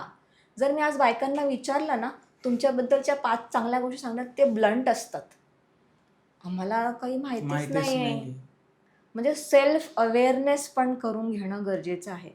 प्रत्येक बाई सुंदर आहे. प्रत्येक बाईमध्ये काही ना काही स्पेशालिटी आहे. कोणामध्ये स्वयंपाकाची असते, कोणामध्ये HR बनवून HR. सगळ्यांना हँडल करणं एक कला असते, किंवा कोणामध्ये काही ड्रॉइंगची कला असते, काही आर्टचं कला असते, शिवणकाम असतं, एम्ब्रॉयडरी आहे, क्रोशिया आहे. फिमेल्समध्ये ना हे मल्टीटास्कर असतात. तुमच्यामध्ये जे देवीचं स्वरूप आहे ना आतमध्ये, 10 हात, त्याला प्लीज ओळखा आणि प्लीज ते फॉलो करा. आणि स्वतःला डिमोटिवेट तर अजिबात करू नका. सगळ्यात पहिले सकाळी उठा आणि सगळ्यात स्वतःला म्हणा की मी किती हेल्दी आहे, मी किती सुंदर आहे आणि मी हेच पुढे चालू कंटिन्यू ठेवणार आहे. दिनची सुरुवातच तशी करा. बरोबर. तर तुमची जी सगळ्या गोष्टी स्ट्रीमलाईन व्हायला पॉझिटिव्हिटी येणार आहे. सो नेगेटिव्ह शब्द, मी लॉ ऑफ अट्रॅक्शनची खूप मोठी बिलिव्हर आहे.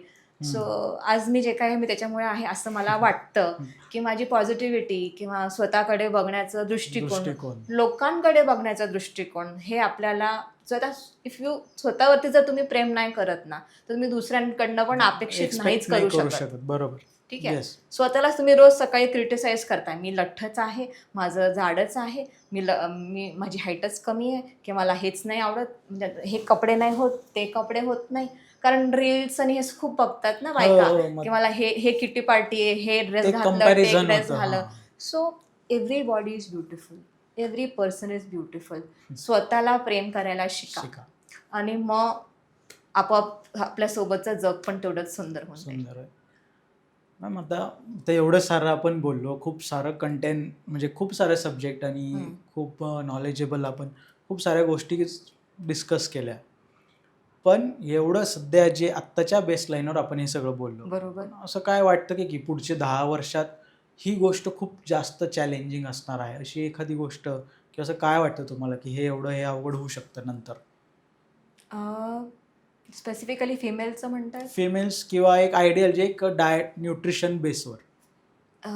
जसं आपण म्हणजे एक अशी जनरेशन होती, मी ज्या जनरेशन मिलेनियल्समधलं, की आम्ही चारणीचा शिक्का पण बघितलाय आणि आता आपण नोटबंदी पण बघून घेतली. आम्ही साधं डायलवाला फोन पण बघून घेतलाय आणि आता स्मार्टफोन पण बघून घेतलाय. आणि आता पुढचं आहे AI. ठीक आहे. सो AI मुळे काय होतंय ना, कामं अजून सोपे होत चाललेत. सो जेवढं तुम्ही डिजिटलायझेशनकडे, जेवढं मॉडर्नायझेशनकडे जेवढं वळणार आहात, तेवढं हेल्थ तुमची पाठीमागे होत चालली असं मला वाटतंय. सो तुम्ही जेवढे स्वतःला अपडेट करतायत, तेवढेच तुम्ही स्वतःच्या हेल्थमध्ये पण अपडेट करा. कॉम्प्रोमाइज होतंय काय? हां. तुम्हाला एक नवीन गोष्ट शिकतायत, तुम्ही अपग्रेड करतायत, मग तुम्ही ते घरगुती असो, बाहेरचं असो का काही असो, किंवा कल्चर्स चेंज होत आहेत. सो स्वतःच्या हेल्थचं जे कल्चर आहे, आपली जे प्रत्येकाचं कुझिन आहे, त्याचं जे कल्चरल ताट आहे, त्याला प्लीज विसरू नका. आपणच खाल्ल्याने तर पुढच्या पिढीला आपण कसंच पोहोचू शकणार आहे. आपले असे काही सुंदर पदार्थ आहेत जे आपण विसरत चाललोय आणि तेच आपण घरात बनवायला सुरुवात करा. नाहीतर आपली जे हेरिटेज आहे, अन्नाची जी हेरिटेज आहे, ती दुर्लभ व्हायला वेळ नाही लागणार आहे. सो हा मोठा मला वाटतं की हा एक चेंज दिसतोय मला.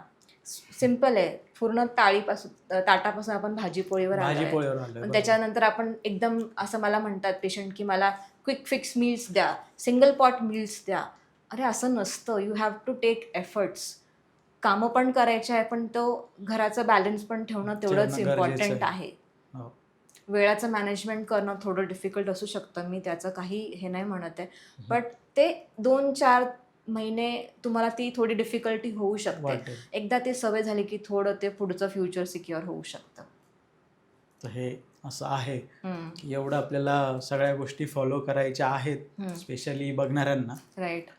तुम्ही छानरित्या खूप छान आपण म्हणजे क्वेश्चनचे जे आन्सर्ड नाही म्हणताय ना, पण जो न्यूट्रिशन बेस आपलं जे कन्व्हर्सेशन आपण जे केलं, हम्म. त्यामुळे तुम्ही खूप छानरित्या सोप्या भाषेत आणि खूप त्या प्रेमाने महत्त्व म्हणजे खूप प्रेमाने तुम्ही खूप छानरित्या ते एक्सप्लेन केलं. थँक्यू.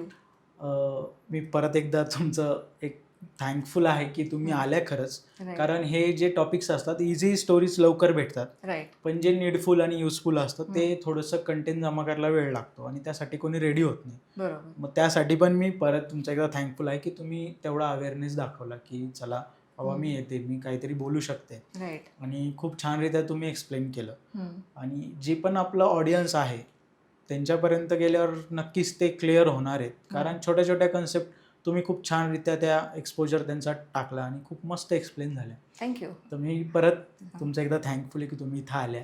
बरोबर. तर मित्रांनो, अशा प्रकारे तुम्हाला पण थँक्यू मला ही संधी दिल्याबद्दल, आणि होप ऑडियन्सला हे माझं बोलणं आवडलं असेल आणि ते टिप्स तुम्हाला डे टू डे लाईफमध्ये इन्कॉर्पोरेट करायला सोपे झाले असते. जास्त काही हेवी दिलं नसेल. नाही नाही, खूप छानरित्या तुम्ही खूप सोप्या भाषेत सांगितलं, कारण मला जे ऐकायला जे वाटलं ते मला खूप सोपं वाटलं. राईट. तर ऑफकोर्स ते ऑडियन्सला आणि बघणाऱ्यांना पण सोपंच वाटेल. राईट. राईट. थँक्यू. तर मित्रांनो, अशा प्रकारे आपला जो आजचा एपिसोड होता, जो स्पेशली डाएट्स, आहार, जे आपलं न्यूट्रिशन आहे यावर होता. तर यामध्ये आपण जे रिश्ते मॅडम आहेत ह्या प्रोफेशनल न्यूट्रिशनिस्ट आहेत. यांच्याबद्दलचं जे काही कोणाला जर यांचे संपर्क करायचा असेल तर मी खाली त्यांचं सगळं पूर्ण माहिती, त्यांचं ऑफिस ॲड्रेस, त्यांचा कॉन्टॅक्ट, जे काही इन्फॉर्मेशन असेल मी ती शेअर करेलच ऑफकोर्स. तर त्यांनी खूप छानरित्या आपल्याला आपल्या प्रश्नांची उत्तरं किंवा आपलं जे कन्व्हर्सेशन झालं आहे खूप छानरित्या केलं. तर यात जर कोणाला काही अडचण असेल तर त्यांनी ते कमेंट सेक्शनमध्ये टाका, तिथं त्यांना ते रिस्पॉन्स दिला जाईल.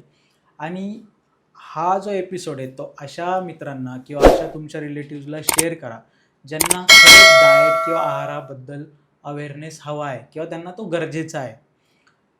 तर हे सगळं बोलून मी आजचा एपिसोड संपवतो. आपण भेटूया असेच, पुढचा जो एपिसोड येईल तो पण असाच एक इन्फॉर्मेटिव्ह असेल. तर तोपर्यंत मी सगळ्यांची रजा घेतो. भेटूया पुढच्या एपिसोडमध्ये. तोपर्यंत बघत राहा the Chetan show, stories of change, co powered by Nashik phone care. Thank you.